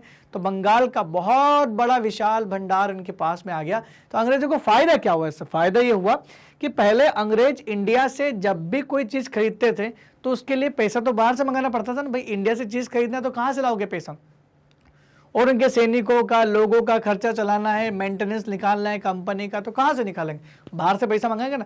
तो पहले इंग्लैंड से सोना चांदी मंगाना पड़ता था ताकि उसके एवज में चीजें खरीद सके, क्योंकि करेंसी ऐसी कुछ चलती नहीं थी, तो सोना और चांदी आयात करना पड़ता था अंग्रेजों को। लेकिन अब यह हुआ कि 1764 की इसके बक्सर के युद्ध के बाद 1765 में जब उनको मिला राइट्स, दीवानी राइट्स, तो उससे ज़्यादा जो सोना मंगाते थे ना, उससे ज़्यादा इनकम तो राजस्व में हो रही थी। तो उन्होंने सोना मंगवाना कर दिया बिल्कुल बंद। अब उधर से कुछ भी नहीं आ रहा है, सब यहीं कहीं हो रहा है। अब राजस्व से ही अंग्रेजों का व्यापार भी हो रहा है, बंगाल के राजस्व से, और बंगाल के ही राजस्व से, क्योंकि इतना राजस्व, आप सोचो ना, प्लासी के युद्ध के बाद से ही अकेले मीर जाफर से 3 करोड़ रुपए का फायदा हुआ था सरकार को, इतने पैसे मिले थे। तो आप सोच सकते हैं कि कितना फायदा उसको हुआ था उस समय। तो इतने सारे पैसों से क्या हुआ, अंग्रेज ने अपना व्यापार भी किया, खाली सामान भेज रहे थे तो दुगना तिगना मुनाफा, और सबसे ज़्यादा मुनाफा जो लिया है वो प्राइवेट उन अधिकारियों ने लिया था, कंपनी को से ज़्यादा मुनाफा तो अधिकारी ने लिया था। रॉबर्ट क्लाइव ने तो इतना लूटा था उस समय कि उसके खिलाफ वहाँ पर महाभियोग तक लगाना पड़ा। तो आप सोच सकते हैं क्या फ़ायदा मिला, कंपनी का खर्चा चलाने के लिए खूब खर्चा मिला, कहाँ से, बंगाल से, क्योंकि बंगाल का राजस्व मिल गया था उनको। दीवानी मिलने से कंपनी को फ़ायदा, क्या फ़ायदा, दीवानी मिलने के कारण कंपनी को बंगाल के विशाल राजस्व संसाधनों पर नियंत्रण मिल गया।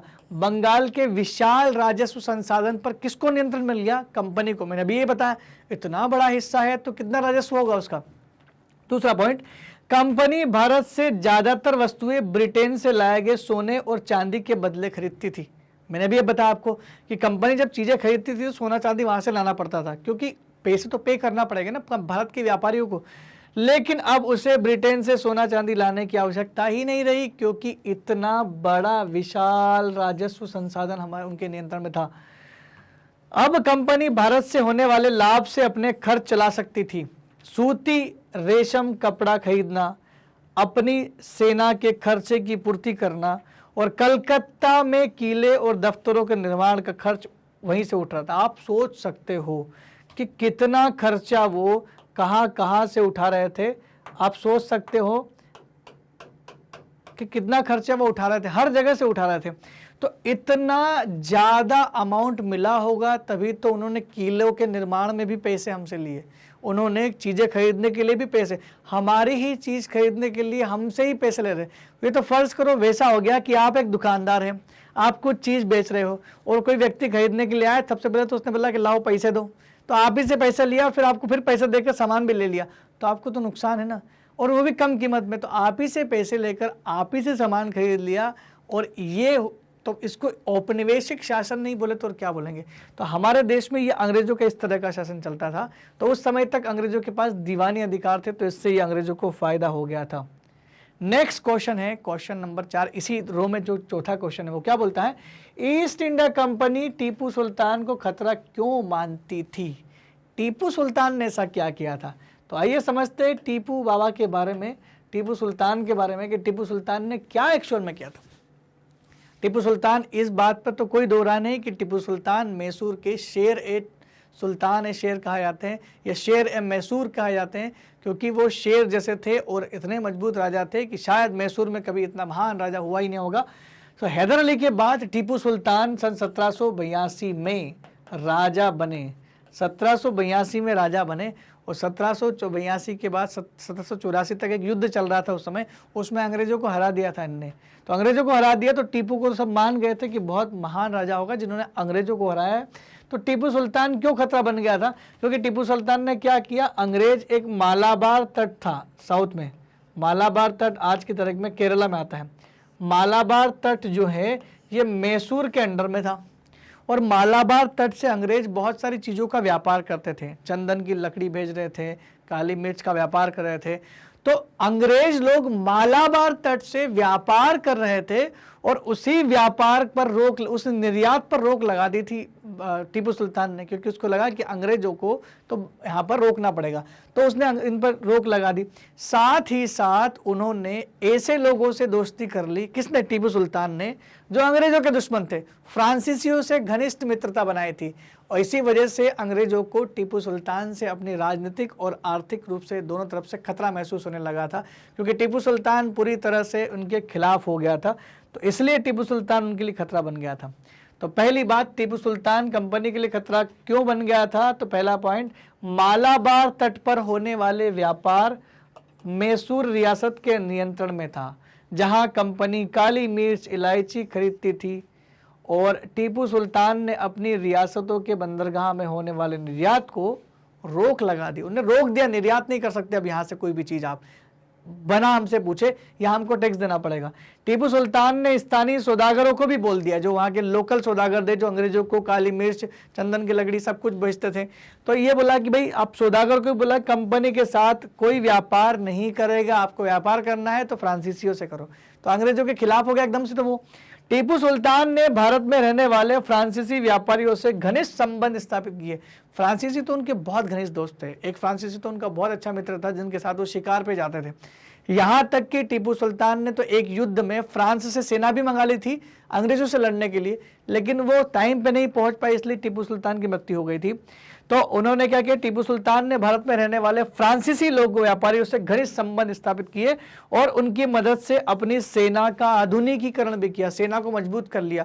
उनने अपनी सेना को अंग्रेजी सेना से लड़ने के लिए पूरी तरह तैयार कर लिया था कि जरूरत पड़ी तो लड़ेंगे बिल्कुल, क्योंकि उनको पता था कि ये लड़ाई तो होगी, क्योंकि ऑलरेडी 2 लड़ाई हो चुकी थी और अंग्रेज हार चुके थे। लेकिन उनको पता था कि अगर अंग्रेजों को तीसरी बार हराना है तो हमें कुछ न कुछ तो करना पड़ेगा। तो सन 1785 में उन्होंने इन पर रोक लगाई कि निर्यात नहीं करोगे। तो सन 1790 में युद्ध भी हुआ, लेकिन युद्ध में दिक्कत क्या हुई, मैंने आपको बताया, बार बार बताया कि टीपू सुल्तान की हारने का मुख्य कारण था अंग्रेजों को साथ देने वाली 2 शक्तियां। एक थे हैदराबाद के निज़ाम, जो भारतीय रियासत थी, उनने साथ दिया, और एक मराठा शासकों ने भी उनका साथ दिया था। इसलिए टीपू सुल्तान हार गए थे और उनको पहले युद्ध में हार का सामना करना पड़ा पहली बार 1790 में। तो ये क्वेश्चन तो आपको समझ में आ गया होगा कि कैसे टीपू सुल्तान बना उनके लिए परेशानी। अब पढ़ते हैं हमारा अगला 5वां प्रश्न। क्वेश्चन नंबर 5 पढ़ते जरा, ये क्या है। क्वेश्चन नंबर 5 बोलता है सब्सिडायरी अलायंस क्या है। सब्सिडायरी अलायंस का मतलब हिंदी में होता है सहायक संधि। तो ये सहायक संधि क्या होती है, जरा इसको समझते हैं। सहायक संधि की व्यवस्था की व्याख्या करें। सबसे पहले तो मैं आपको बता दूं कि सहायक संधि जो लेकर के आए थे वो थे, उनका नाम था लॉर्ड रिचर्ड वेलेस्ली। तो लॉर्ड वेलेस्ली जो थे वो इंडिया के गवर्नर जनरल थे, जिन्होंने ये अलायंस लेकर के आए थे। उनका मानना था, देखिए क्या था, अंग्रेजों के साथ समस्या उस समय क्या चल रहे थे। मैं बात कर रहा हूँ सन 1798 की बात कर रहा हूँ, क्योंकि उससे पहले लगातार मैसूर से युद्ध में लगी हुई थी अंग्रेज सरकार और काफ़ी उनको नुकसान भी हुआ था। देखिए युद्ध में भले आपकी जीत हो जाए, लेकिन जीत से नुकसान तो बहुत होता है। और साथ ही साथ यूरोप में ऑलरेडी अंग्रेज दूसरी यूरोपीय शक्तियों के साथ लड़ रहे थे, तो वहाँ उनको समस्या चल रही थी। तो उन्हें सोचा कि अब दोबारा से, जब ऑलरेडी दुनिया में हमारे अंग्रेज सरकार युद्ध कर रही है, तो ऐसा ना हो कि भी भारत में हम लोग बैर पाल ले। तो वो चाहते थे कि ज़्यादातर राज्यों को बिना लड़े शांतिमय तरीके से हम लोग संधि से ही राज्य हड़प ले, ताकि लड़ाई भी ना हो। तो इस वजह से वो लेकर के आए थे सहायक संधि। और सहायक संधि में क्या था, सहायक संधि में वेलेस्ली साहब ने बोला था कि जो भी राज्य या रियासत हमारे साथ सहायक संधि करेगी तो उस राज्य को अपनी प्राइवेट सेना रखने की जरूरत नहीं पड़ेगी। कोई दिक्कत नहीं, आप टेंशन ना रखें, क्योंकि अंग्रेज सेना आपको सेवा देगी, आपकी सुरक्षा की जिम्मेदारी हमारी है। मतलब उनको एक छलावा दिया गया कि भाई आपकी सुरक्षा की जिम्मेदारी, किसी भी रियासत की सुरक्षा की जिम्मेदारी हमारी होगी, बस आपको ये करना है कि हमारी सेना का जो खर्च है वो आपको हर महीने देना पड़ेगा। खर्च बहुत ज़्यादा था, लेकिन जो राज्य नहीं मानता, आप उसको कहीं ना कहीं कुछ गलत तरीके से या लड़ने के लिए मजबूर हो सकता है कि अंग्रेज लड़ने के लिए मजबूर करें। और चूंकि 1798 की बात बता रहा हूँ मैं, 1798 से वो आ गए थे, और 1799 में जब लॉर्ड वेलेस्ली के नेतृत्व में आंग्ल मैसूर युद्ध हुआ था, भाई उस समय तो गवर्नर ही थे, तो आंग्ल मैसूर युद्ध में क्या हुआ था? आंग्ल मैसूर युद्ध में हुआ था कि टीपू सुल्तान श्रीरंगपट्टनम की संधि करके हार गए थे और उनकी मृत्यु हो गई थी, बड़ी शक्ति देश में छीन हो गई थी। तो अब बाकी रियासतों को लगा था कि अंग्रेजों को हराना मुश्किल है, ऐसे में साइन करना ही बेहतर होगा। तो इस संधि के थ्रू ये लगा अब के रहा कि भाई आप साइन करें तो आपको हम लोग क्या देंगे? सुरक्षा देंगे। राज्यों को लगा कि बढ़िया है तो सुरक्षा तो मिलेगी, लेकिन अंग्रेजों का वहां पर देखो किस तरह से उन्होंने राज्यों को हड़पा।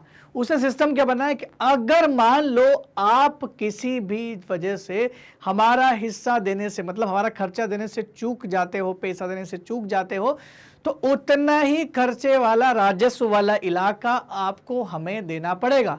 तो ऐसे कर करके उन्होंने अवध का कम से कम आधा राज्य छीन लिया था। तो ये तो वेलेस्ली की एक चाल थी, और साथ ही साथ क्या था कि हर एक राज्य में उन्होंने अपने रेजिडेंट बिठा के रखे हुए थे, तो रेजिडेंट के माध्यम से भी वो हर राज्य की सारी खबर रखते थे। तो रियासतों के लिए ये लॉर्ड वेलेस्ली का सब्सिडी अलायंस तो उनके लिए तो खराब था, लेकिन अंग्रेजों के लिए बहुत अच्छा था कि बिना युद्ध के बहुत सारे जो है हमारे अंडर में आ गए थे, और लॉर्ड वेलेस्ली को काफ़ी फायदा पहुंचा, मतलब ईस्ट इंडिया कंपनी को इनकी इस नीति से काफ़ी फायदा पहुंचा। ये सहायक संधि बहुत पुरानी थी, लेकिन नए तरीके से लागू की गई थी। सहायक संधि का अर्थ क्या है? सहायक संधि का अर्थ क्या है? गवर्नर जनरल लॉर्ड वेलेस्ली ने भारत में कंपनी के शासन के विस्तार के उद्देश्य से, उसका उद्देश्य से क्या था? कंपनी का शासन को विस्तारित करना और बढ़ाना, क्योंकि लगातार कंपनी शासन को बढ़ा रही थी। कंपनी के शासन के विस्तार के उद्देश्य से सहायक संधि को अपनाया था। किसने? लॉर्ड वेलेस्ली साहब ने सहायक संधि को अपनाया था। इसे सहायक संधि इसलिए कहा जाता गया है क्योंकि जो भी भारतीय शासक इस संधि की शर्तों को मानने को तैयार हो जाता, कंपनी उसकी सुरक्षा में पूर्ण सहायता करने का वादा करती। अब इस लाइन को पढ़ के तो ऐसा लगता है कि ये कंपनी इतना मेहरबान कैसे हो रही है कि भाई आपने साइन कर दिया सहायक संधि में और कंपनी वादा कर रही है कि हम आपको रक्षा करेंगे, लेकिन उनकी शर्तें सुनो क्या थी? सहायक संधि की शर्तें क्या थी? शर्तें क्या थी? पहली शर्त, भारतीय शासकों को अपनी स्वतंत्र सेना रखने की इजाजत नहीं थी। तो ये तो आपने ऑर्डर दे दिया, एक रियासत को आप अपने अंडर में रख रहे हो और क्या बोल रहे हो कि आप अपनी प्राइवेट सेना नहीं रख सकते। तो फिर क्या करेंगे? अब आपकी सुरक्षा की जिम्मेदारी चूंकि हमारी है, तो जिन शासकों की सुरक्षा का भार कंपनी पर होगा, मतलब जो भी साइन करेंगे उनका सुरक्षा का भार कौन रखेगा? कंपनी के सैनिक रखेंगे। तो वे इसके लिए कंपनी को शुल्क प्रदान करेंगे, भाई फीस देना पड़ेगी, सुरक्षा सिक्योरिटी फीस देना पड़ेगी। और इतनी ज्यादा फीस लेते थे ना वो कि कई बार तो शासक दे भी नहीं पाता, हर महीने में देना पड़ेगी। शुल्क नहीं देने की स्थिति में, ये कंडीशन ध्यान से सुनना, क्योंकि यही कंडीशन मेन थी जिसकी वजह से लॉर्ड वेलेस्ली साहब ने कई रियासतों पर कब्जा कर लिया था।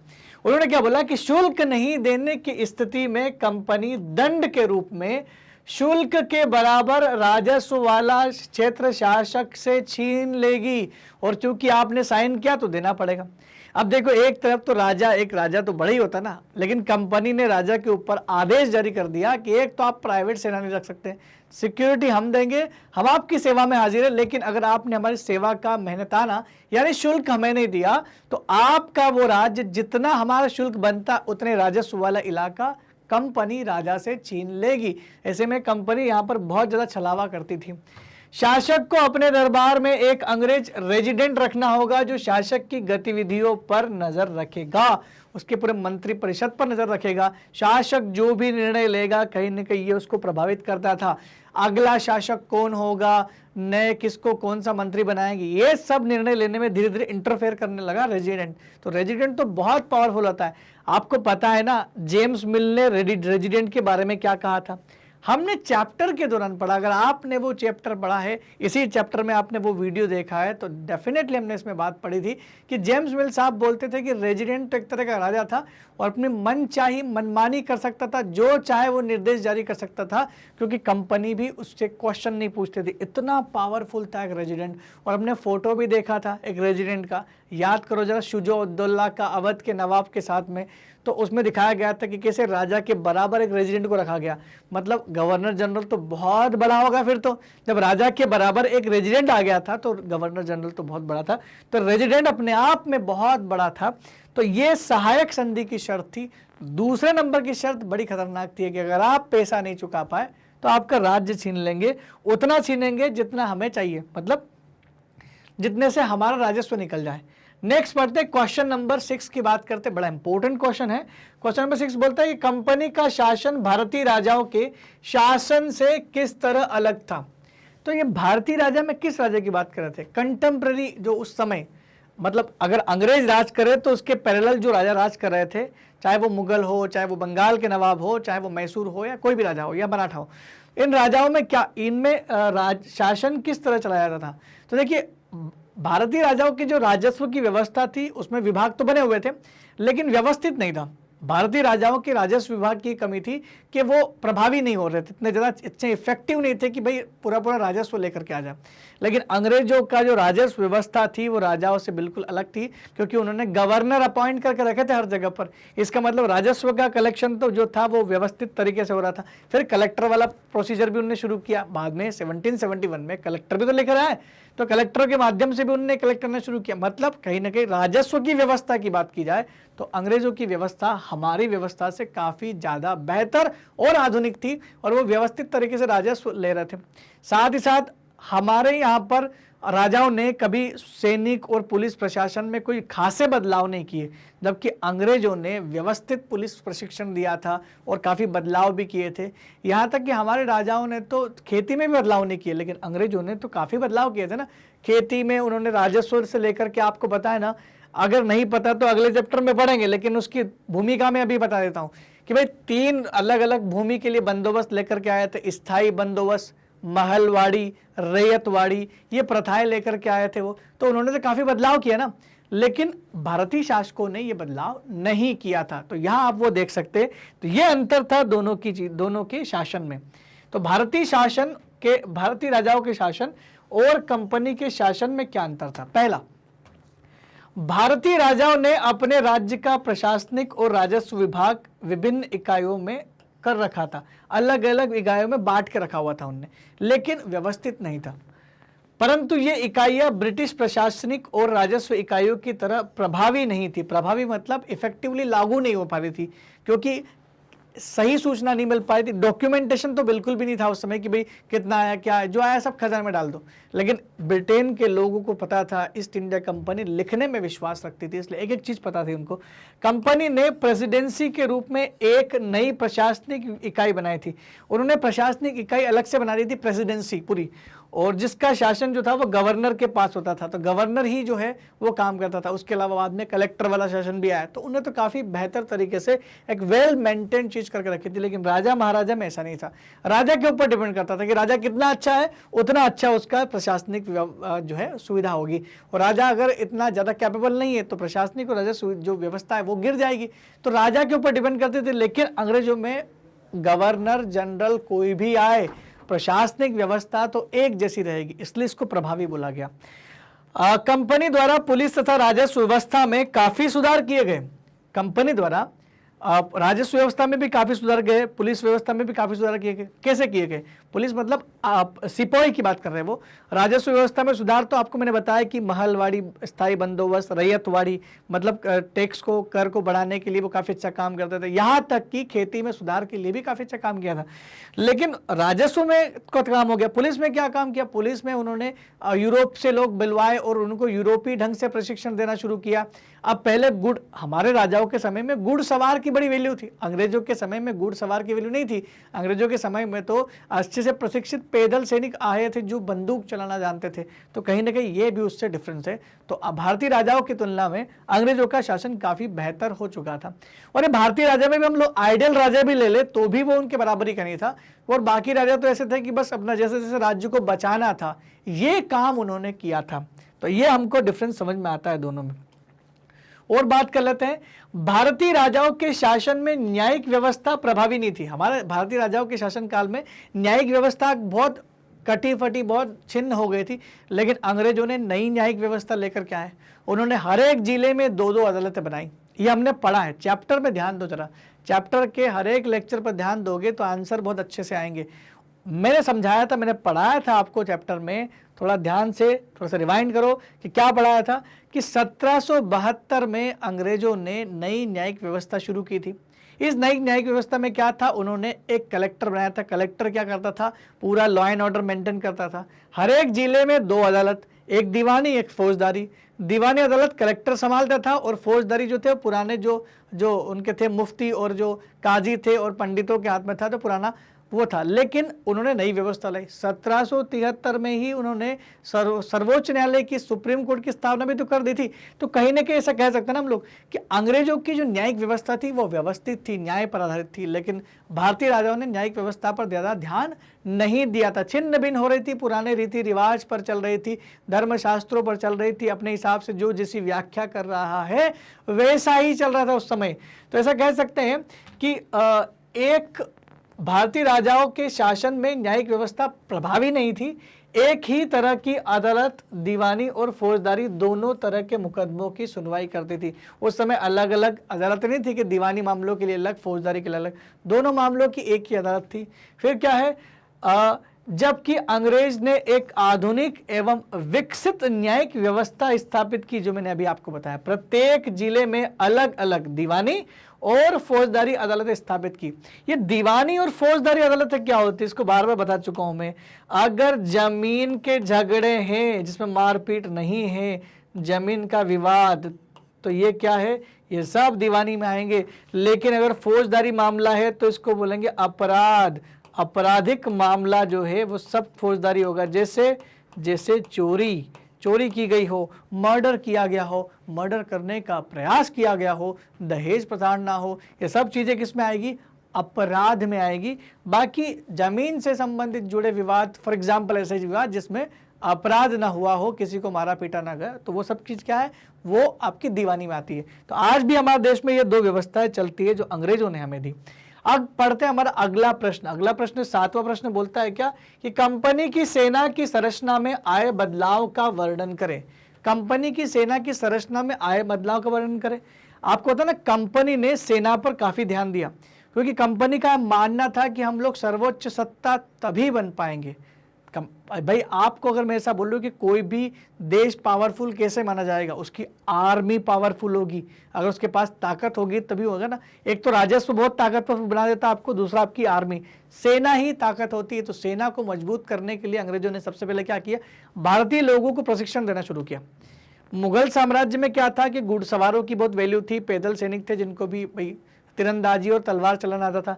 लेकिन अंग्रेजों ने क्या किया, तलवार तीरंदाजी शुरुआत में सिखाए उनको, लेकिन पैदल सेना को ज़्यादा प्रशिक्षण दिया और धीरे धीरे यूरोप से लोग बुलवाए। और 19वीं शताब्दी में तकनीक का विकास हुआ, बंदूकें चलाना शुरू कर दी, मस्कट और मैचलॉक जैसी एक अच्छी खासी टेक्नोलॉजी वाली बंदूकें आ गई।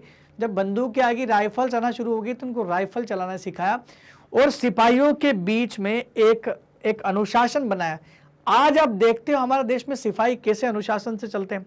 आप गणतंत्र दिवस की परेड को मत भूलना।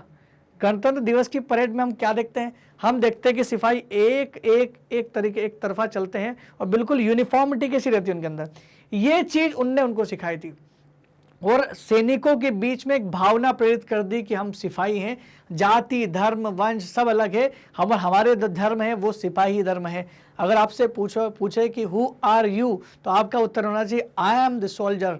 ये वाली भावना उनमें क्रिएट कर दी थी। तो ये एक देशभक्ति वाली भावना थी कि हम अंग्रेजों के जो है सैनिक है, तो हम चाहे किसी देश के हो लेकिन अभी जिस के लिए लड़ रहे हैं उसके लिए वफादार होना चाहिए। ये अनुशासन उन्होंने पैदा कर दिया था सैनिकों के बीच। इसी वजह से बहुत सारे लोग क्वेश्चन करते हैं ना कि भाई जब अंग्रेजी सेना में लड़ने के लिए भारतीय सबसे ज्यादा थे तो फिर उन्होंने हमारे ही देश के लोगों को क्यों मारा।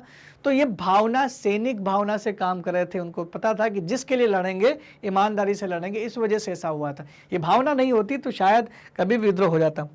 और हुआ भी था 1857 की क्रांति में मंगल पांडे ने किया तो था, सिपाही म्यूटिनी विद्रोह बोलते हैं उसको। तो इसका उत्तर क्या होगा, भारत कंपनी की सेना में आए संरचनात्मक बदलाव क्या है।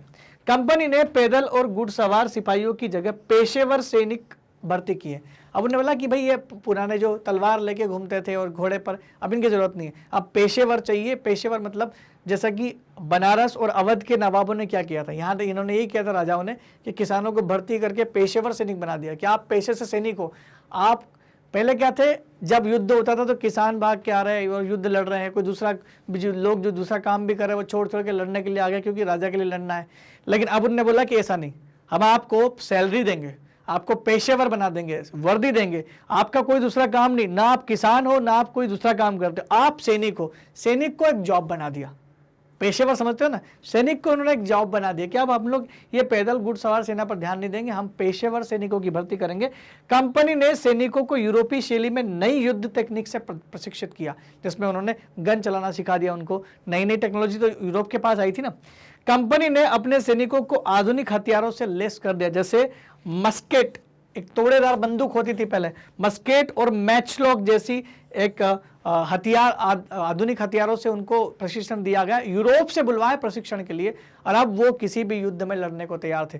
भाई सेना तो आपकी ताकत होती है, अगर इनके पास, भाई अब आप खुद सोचो, कोई दूसरे रियासत की सेना जिनके पास तलवार है वो तलवार से बंदूकों का सामना नहीं कर सकती।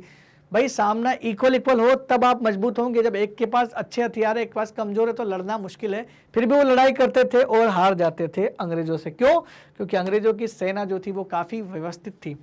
कंपनी ने सेना में यूरोपीय सैनिकों की संख्या बढ़ा दी। उनने यूरोप से ज्यादा सैनिक मंगवाए कि अब क्योंकि टेक्नोलॉजी आ गई है तो तोप खाने, जो मेन चीजें थी जहां पर बारूद असला सब कुछ था। क्यों? क्योंकि अगर ये चुरा लिया किसी ने, अगर मान लो भारतीय सैनिकों ने विद्रोह करके चुरा लिया तो फिर तो हम हार जाएंगे। तो उन्होंने क्या किया, भाई यूरोपीय सैनिकों की संख्या बढ़ा दी और सेना के महत्वपूर्ण स्थान जैसे तोप खाने, टैंक, इन सब में यूरोपीय सैनिकों की नियुक्ति की कि इनकी निगरानी आपके अंडर में होगी। बड़े बड़े अधिकारी सारे यूरोपियन थे, छोटे अधिकारी सारे इंडियंस थे। तो उन्होंने इंडियंस को बड़े अधिकारी के रूप में प्रमोट किया ही नहीं। उनको पता था कि अगर मान लो इसमें से किसी ने विद्रोह कर दिया तो बड़ा सा एक ये भाई तोप खाने चले गए या बंदूकों का बड़ा सा अगर बक्सा चला गया तो कहीं ना कहीं विद्रोहियों के लिए तो समझ में आ जाएगा ना, लड़ने का तरीका मिल जाएगा उनको। क्योंकि कहीं ना कहीं इंडिया में तो बंदूकें नहीं बन रही थी, वो बाहर से आ रही थी सब कुछ।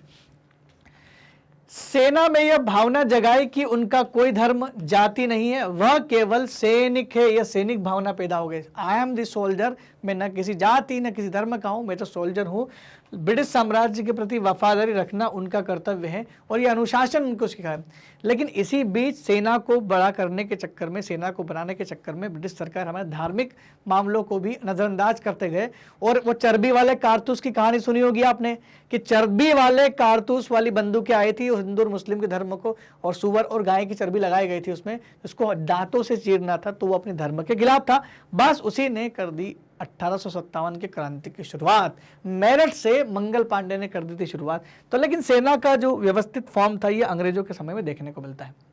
नेक्स्ट क्वेश्चन हमारा क्वेश्चन नंबर 8।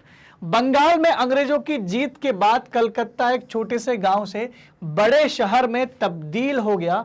औपनिवेशिक काल के दौरान शहर के यूरोपीय और भारतीय निवासियों की संस्कृति, शिल्प और जीवन के बारे में पता लगाए। ये बोलना क्या चाह रहा है, प्रश्न क्या है, एक बार फिर से प्रश्न पढ़ते हैं, समझते हैं क्या पूछ रहा है, तभी तो उत्तर कर पाएंगे। अगर आपको प्रश्न समझ में नहीं आए तो कोई दिक्कत नहीं, हम लोग उसको दोबारा पढ़ेंगे, हमारे पास काफी समय है, हम आराम से पढ़ेंगे।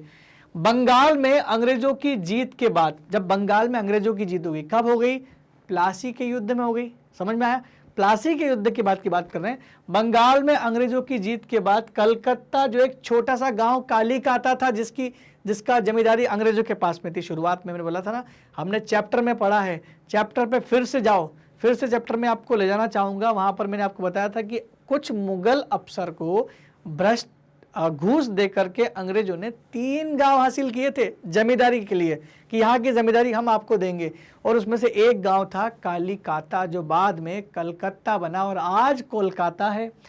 तो कलकत्ता एक छोटे से गांव से बड़े शहर में तब्दील हो गया, क्योंकि अंग्रेजों ने उसको शहर में बदल दिया, क्योंकि व्यापार करते थे ना वो, और बड़े बड़े वहां पर किले बनाना शुरू किए। औपनिवेशिक काल के दौरान, औपनिवेशिक काल मतलब ये गुलामी का जो दौर था ना अंग्रेजों का, इसको बोलते हैं। शहर के यूरोपीय और भारतीय निवासियों की संस्कृति, शहर में दोनों तरह के लोग थे, यूरोपीय लोग भी आ गए थे, भारतीय भी थे। निवासियों की संस्कृति, शिल्प और जीवन के बारे में पता लगा। इसका मतलब अब कलकत्ता की जो कल्चर था वो यूरोपियन प्लस इंडियन दोनों मिक्स हो चुका था। इसके बारे में पता लगा, इसके बारे में जानकारी निकालना है। तो हमने क्या पता लगाया, कुछ कुछ पॉइंट हमें पढ़ना है और वही आप उत्तर में लिख सकते हो। औपनिवेशिक काल के दौरान शहर के यूरोपीय और भारतीय निवासियों की संस्कृति, शिल्प और जीवन के निम्नलिखित बदलाव आए। जीवन में बहुत बदलाव आए। क्या बदलाव है? पहला बदलाव वो पूछ कर रहा है कि भारतीय और यूरोपियन जो लोग थे, उनकी जो वहाँ निवास करते थे, उनके संस्कृति में और जीवन शैली में, शिल्प में क्या क्या बदलाव है। तो कहीं ना कहीं देखो, अगर कोई दूसरे देश का व्यक्ति आपके आसपास रहने लग जाता है तो कुछ चीज़ें आप उनसे सीखते हो और कुछ वो आपसे सीखता है, तो दोनों एक दूसरे की चीज़ सीखते हैं, तो ये मिलाप हो जाता है और इसी मिलाप की वजह से नई संस्कृति को जन्म दिया जाता है। और वही बदलाव यहाँ पर देखने को मिले। औपनिवेशिक काल में कलकत्ता एक प्रशासनिक केंद्र बन गया था। क्यों? क्योंकि प्रशासन की शुरुआत कलकत्ता से हुई थी।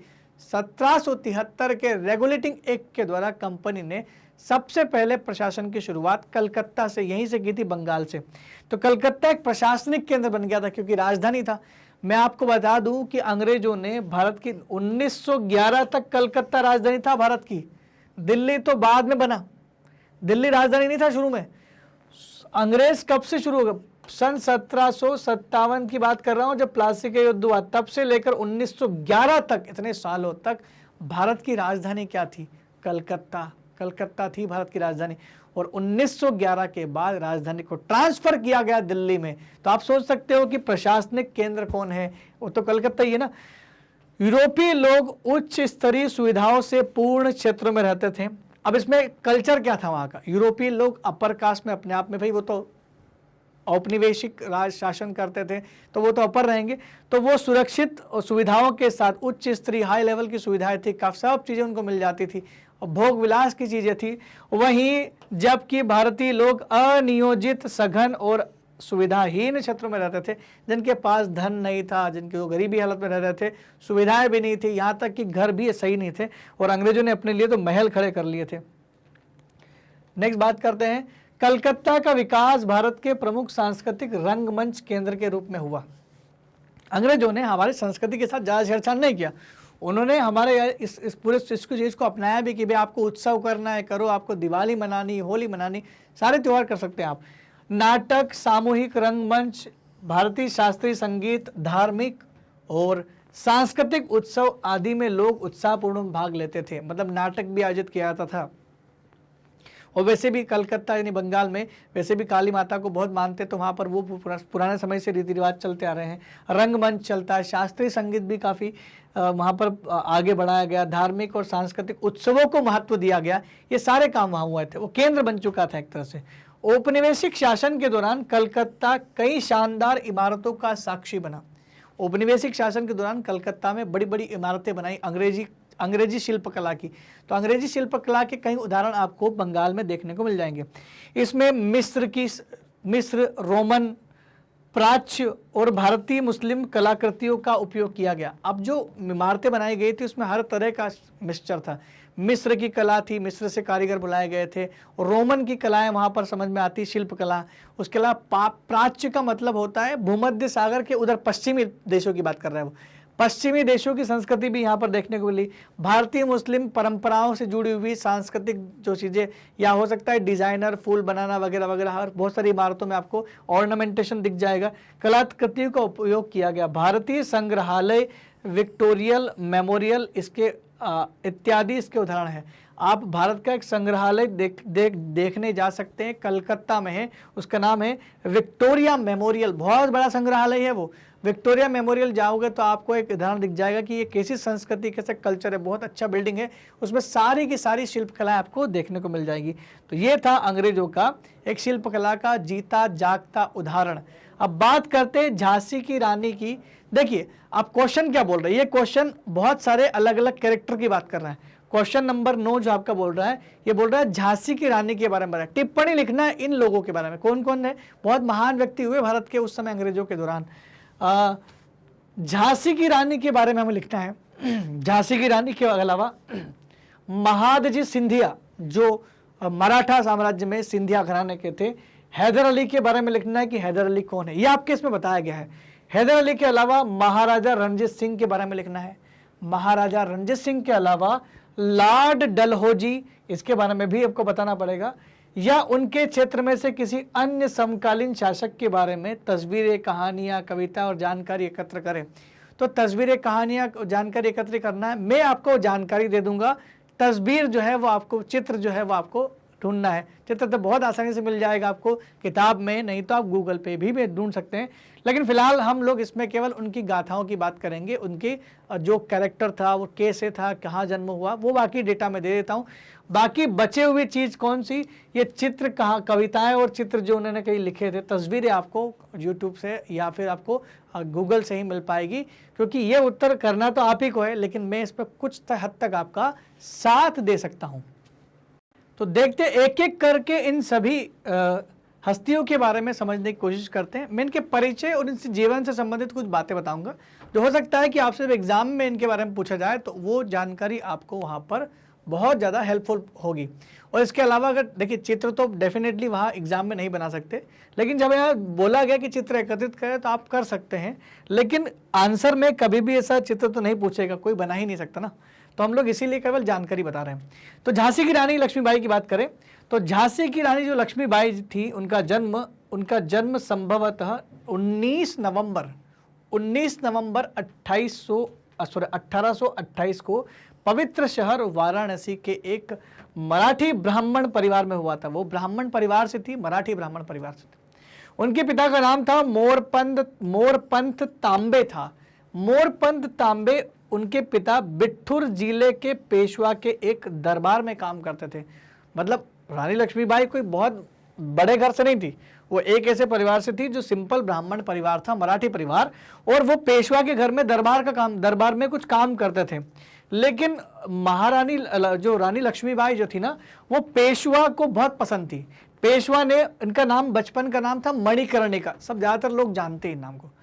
रानी लक्ष्मीबाई का नाम जो बचपन का नाम था वो था मणिकर्णिका। पेशवा ने मणिकर्णिका को अपनी बेटी की तरह पाला था। उनको इतनी अच्छी लगी थी पेशवा जी को कि उन्होंने इनको अपनी बेटी की तरह पाला। और पेशवा ने उन्हें नाम भी दिया। क्या नाम दिया था? पेशवा उन्हें छबीली के नाम से कहते थे। छबीली का मतलब होता है चंचल स्वभाव की, क्योंकि वो बचपन से काफी चंचल थी। तो उनको इतनी स्वतंत्रताएं मिली उनके जीवन में कि उन्होंने जो है आम लड़की की तरह जीवन नहीं जिया कभी। तो पेशवा ने उन्हें छबीली कहा, जिसका अर्थ होता है चंचल।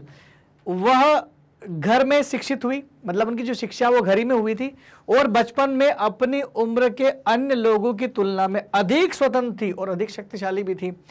उनके अध्ययन में तीरंदाजी, घुड़सवारी और आत्मरक्षा शामिल थे। मतलब वो जो पढ़ाई कर रही थी उसमें क्या थी, गुड़ और तीरंदाजी सीखती थी। इवन तात्या टोपे साहब ने उनको सिखाया है, तो साहब सोच सकते कि किस हद तक तलवारबाजी कर सकती थी वो। तो उनके अध्ययन में तीरंदाजी, घुड़सवारी और आत्मरक्षा शामिल थे। रानी लक्ष्मीबाई को महल और मंदिर के बीच एक छोटे से अनुरक्षण के साथ घोड़े पर सवार होने की आदत थी। यानी वो उनके साथ ज़्यादा लोग चलते नहीं थे, छोटे से कुछ लोग रहते थे, कुछ 2 4 5 10 लोग रहते थे, उनके साथ वो चलती थी। और रानी लक्ष्मीबाई की जगह रानी महल जो आज है, रानी लक्ष्मीबाई की जो जगह थी जहाँ वो रहती थी, रानी महल, आज वो संग्रहालय में तब्दील कर दिया गया है। ये जानकारी हमें मिली है।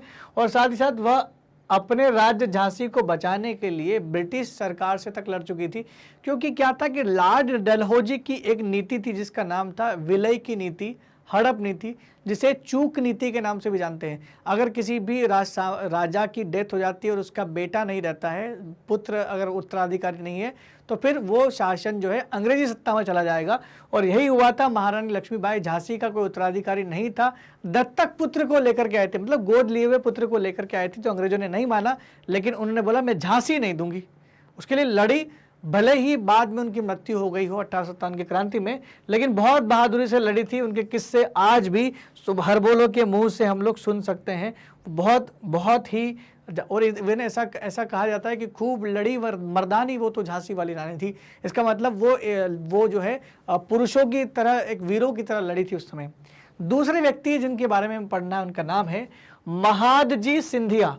महादजी सिंधिया सिंधिया घराने से थे और ये मराठा साम्राज्य के बहुत ही जाने माने योद्धा थे। इनकी बात कर लेते हैं। महादजी सिंधिया का जो नाम था ओरिजिनल था महादजी शिंदे, और वो 1730 से 1794 तक जो है वो मराठा उनका उस समय वो रहे थे। और ये उनमें आप समझ सकते हो उनका जो नाम है महादजी सिंधिया, उसके बाद में नाम उनसे जाना जाता था। मतलब पहले जो नाम था वो महादजी शिंदे था, लेकिन बाद में उन्हें पॉपुलरली महादजी सिंधिया के नाम से जाना जाता था। मध्य भारत में ग्वालियर राज्य के एक मराठा शासक थे। ग्वालियर समझते हैं आप? ग्वालियर कहाँ है? ग्वालियर मध्य प्रदेश में है। आपने नाम सुना ज्योतिरादित्य सिंधिया? ये ज्योतिरादित्य सिंधिया जी जो है ना, ये इन्हीं के वंशज है। तो ये इनका परिवार जो था पुराना, वो मराठा साम्राज्य से, तो मराठा के रूप में बहुत बड़े एक योद्धा थे। 1761 के पानीपत की तीसरी लड़ाई जो मराठा और अंग्रेजों के बीच में हुई थी, इस लड़ाई के बाद उत्तर भारत में मराठा की शक्ति को पुनर्जीवित करने में महादजी सिंधिया का महत्वपूर्ण भूमिका थी। मतलब 1761 का युद्ध आपको पता है, याद करो, हमने इसके बारे में चर्चा की थी। मराठों पर कब्जा किया था, मराठों को भी उन्होंने दबा दिया था अंग्रेजों ने। ये हमने अंग्रेजों के फैलते हुए शासन में पढ़ा था। वहां हमने क्या पढ़ा था? 1761 का जो पानीपत का युद्ध था, उसने मराठों की दिल्ली पर शासन करने के सपने को चूर चूर कर दिया था। मराठों की शक्ति कमजोर हो गई थी। लेकिन मराठा साम्राज्य में महादजी सिंधिया वो व्यक्ति थे जिन्होंने पुनः मराठा शक्ति को पुनर्जीवित किया था, वापस से उठ खड़े हुए थे और दोबारा से लड़ने के लिए 3 आंग्ल मराठा युद्ध हुए थे। तो मराठा ने बार बार उठ करके अंग्रेजों का सामना किया। हालांकि अंत में टूट गए थे, थोड़ा सा और कमजोर हो गए थे, इस वजह से वो हार गए, लेकिन अंग्रेजों का सामना उन्होंने किया था। पुनर्जीवित करने में महादजी सिंधिया की महत्वपूर्ण भूमिका थी। और वह मराठा साम्राज्य के नेता पेशवा के भरोसेमंद लेफ्टिनेंट बन गए थे। भरोसेमंद व्यक्ति थे उनके, वो मंत्री थे। उनके शासनकाल के दौरान ग्वालियर मराठा साम्राज्य में अग्रणी राज्य, ग्वालियर जो था वो मराठा साम्राज्य में एक अग्रणी राज्य बनकर उभरा और भारत में अग्रणी सैन्य शक्तियों में से एक बन गया था। मतलब ग्वालियर बहुत पावरफुल हो गया था उनके शासनकाल में, बहुत पावरफुल था ग्वालियर वहाँ पर। और दिल्ली में मुगलों को पुनर्स्थापित करने के लिए 1771 में शाह आलम मुगल शाह के साथ दिल्ली भी गए थे कि भाई मुगलों को वापस पुनर्स्थापित करना वहाँ पर दिल्ली में, तो दिल्ली उनके साथ गए थे। उस समय तक वे मराठा रहे थे और उन्होंने क्या किया, मथुरा में जाटों की सत्ता का सफाया कर दिया। जाटों का आंदोलन दमन किया था महादजी सिंधिया ने। 1772 से 73 के दौरान रोहिलखंड एक जगह थी जहाँ पर पश्तून रोहिल्लाओं का कोई शक्ति को नष्ट कर दिया था। तो पश्तून रोहिल्ला जो थे उनको विरोध सहन करना पड़ा, उनको भी नष्ट कर दिया। इससे पहले जाटों का आंदोलन हुआ, जाटों ने भी विद्रोह किया, जाटों को भी सफाया कर दिया। तो शक्ति को नष्ट कर नाजिबाबाद पर कब्जा कर लिया था। ये पूरा काम महादजी सिंधिया ने किया था। अब देखिए, प्रथम आंग्ल मराठा युद्ध जो हुआ था, पहला आंग्ल मराठा युद्ध के दौरान उनकी भूमिका मराठा पक्ष की ओर से सबसे बड़ी थी, क्योंकि सबसे पावरफुल सेना थी उनके पास में। तो उन्होंने काफ़ी अच्छी भूमिका निभाई, क्योंकि उन्होंने मध्य भारत में अंग्रेजों को अकेले ही नीचे दिखाया था। एक बार अंग्रेजों को उनको पटकनी दे दी थी, बाद में अंग्रेज फिर से आए, लेकिन उनको बाद में हार का सामना देखना पड़ा। लेकिन शुरुआत में अंग्रेजों को काफ़ी नीचा देखना पड़ा था, जिसके परिणाम स्वरूप 1782 में एक संधि भी हुई थी मराठा और अंग्रेजों के बीच। सालबाई की संधि हुई थी 1782 में, काफ़ी महत्वपूर्ण संधि है ये। तो जब मराठा और अंग्रेजों के बीच में जब युद्ध हुआ था, पहला आंग्ल मराठा युद्ध, वो 1782 में खत्म हो गया था। तो उसमें क्या हुआ, एक सालबाई की संधि हुई थी। संधि में क्या होता है, शांत हो जाइए, हम लोग कुछ लेन देन कर लेंगे और चुपचाप अपने अपने घर लौट जाएंगे।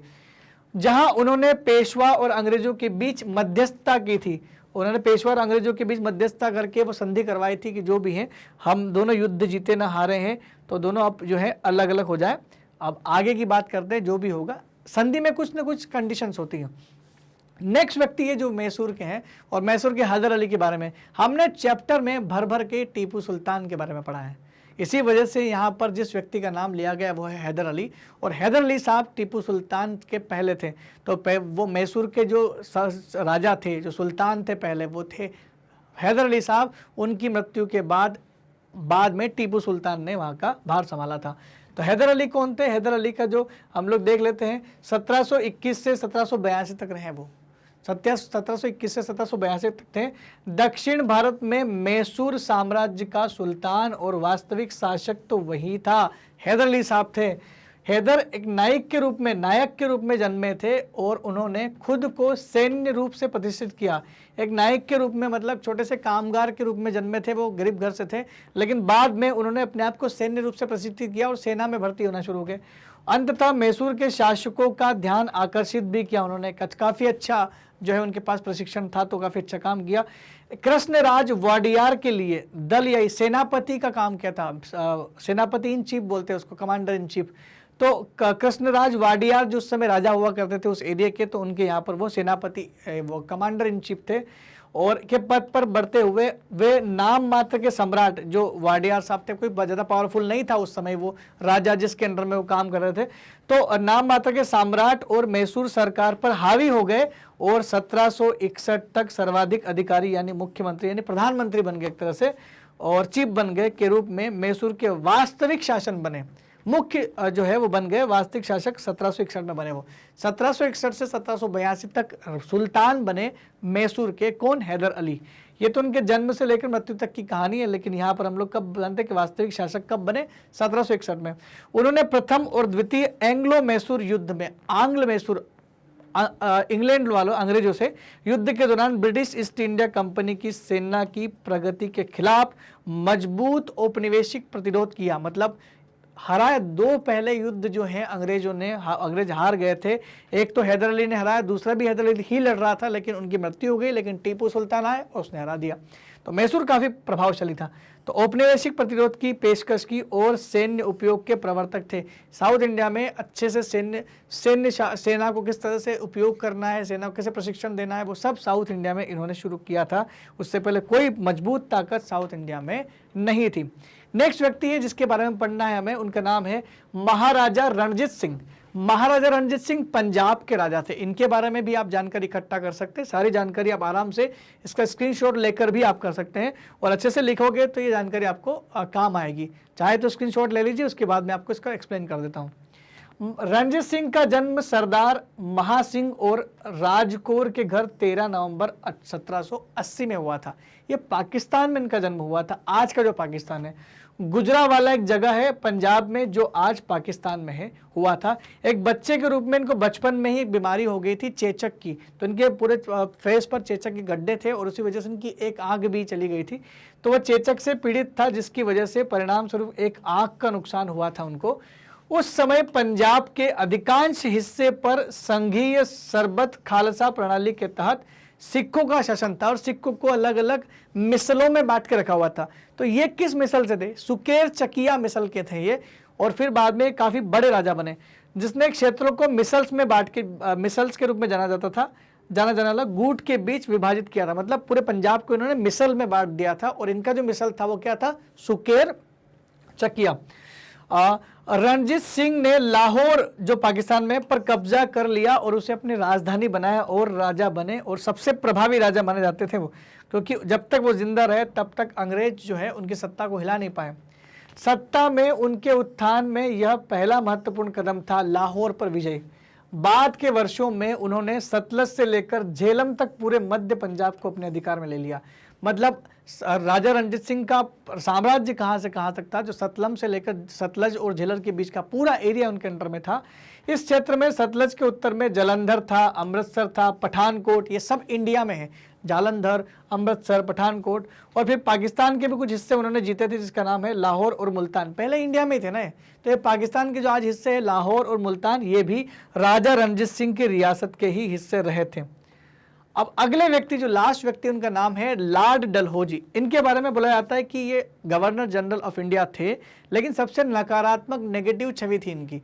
तो लॉर्ड डलहौजी की बात करें कि भारत के जनरल, गवर्नर जनरल, इनको गवर्नर जनरल कर देना, ये गवर्नर जनरल थे। भारत के गवर्नर जनरल 1848 से 1856 तक।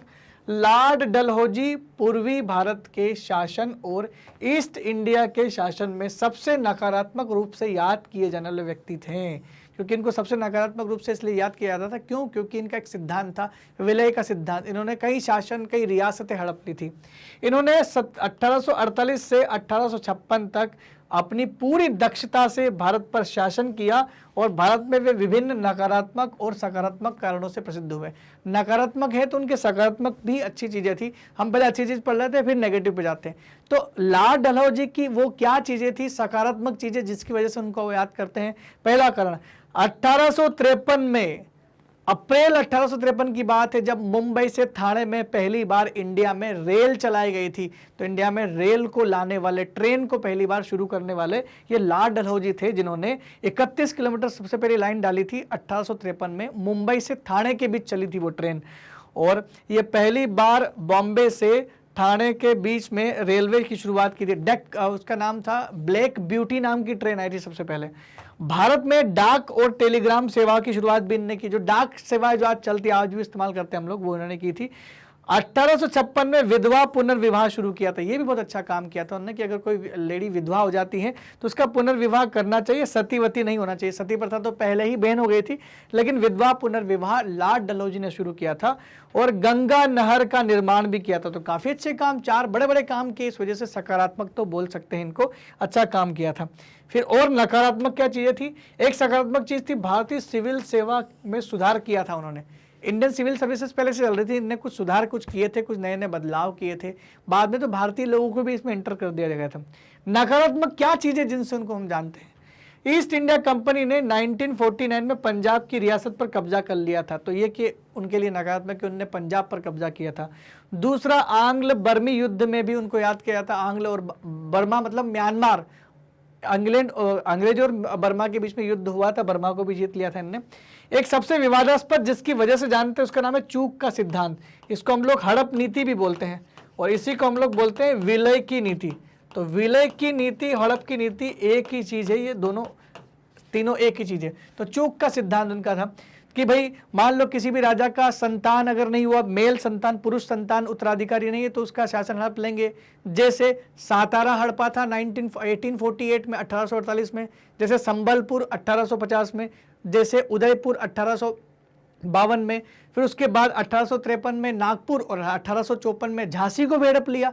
ये 5 बड़े बड़े रियासतों को इसलिए हड़प लिया कि कोई उत्तराधिकारी नहीं था, तो अंग्रेजों ने छीन लिया। अवध पर जबरदस्ती कब्जा कर लिया था। अवध के नवाब को घोषित कर दिया कि वो तानाशाही है, और उसको कब्जा कर लिया। बस यही 1857 की क्रांति के कारण यहाँ से दिखने को मिलते हैं। इसलिए नकारात्मक भी काफी पक्ष है इसके, किनके? लॉर्ड डलहौजी के। लेकिन उन्होंने काफी सुधार भी किया था, कुछ चीजें याद रखने योग्य है। डाक सेवा लेकर के आए थे, रेलवे चलाई थी, तो ये बड़ी चीज थी। विधवा पुनर्विवाह शुरू किया था। दोस्तों, अगर आपको हमारे वीडियो सीक्वेंस में नहीं मिल रहे हैं तो घबराने की जरूरत नहीं है, क्योंकि मैग्नेट ब्रेन्स आप लोगों के लिए लेकर के आया है एक दूसरा विकल्प, जिसका नाम है magnetbrains.com। आप हमारी वेबसाइट पर विजिट कर सकते हैं, जहां पर आपको मिलेगा India's number 1 100% free online educational platform, जहां पर आप कर सकते हैं अपने टॉप कोर्सेज को एक्सप्लोर। और आपको ढूंढना है CBSE हिंदी मीडियम क्लास 6 से क्लास 12 तक। अब आपको क्या करना है?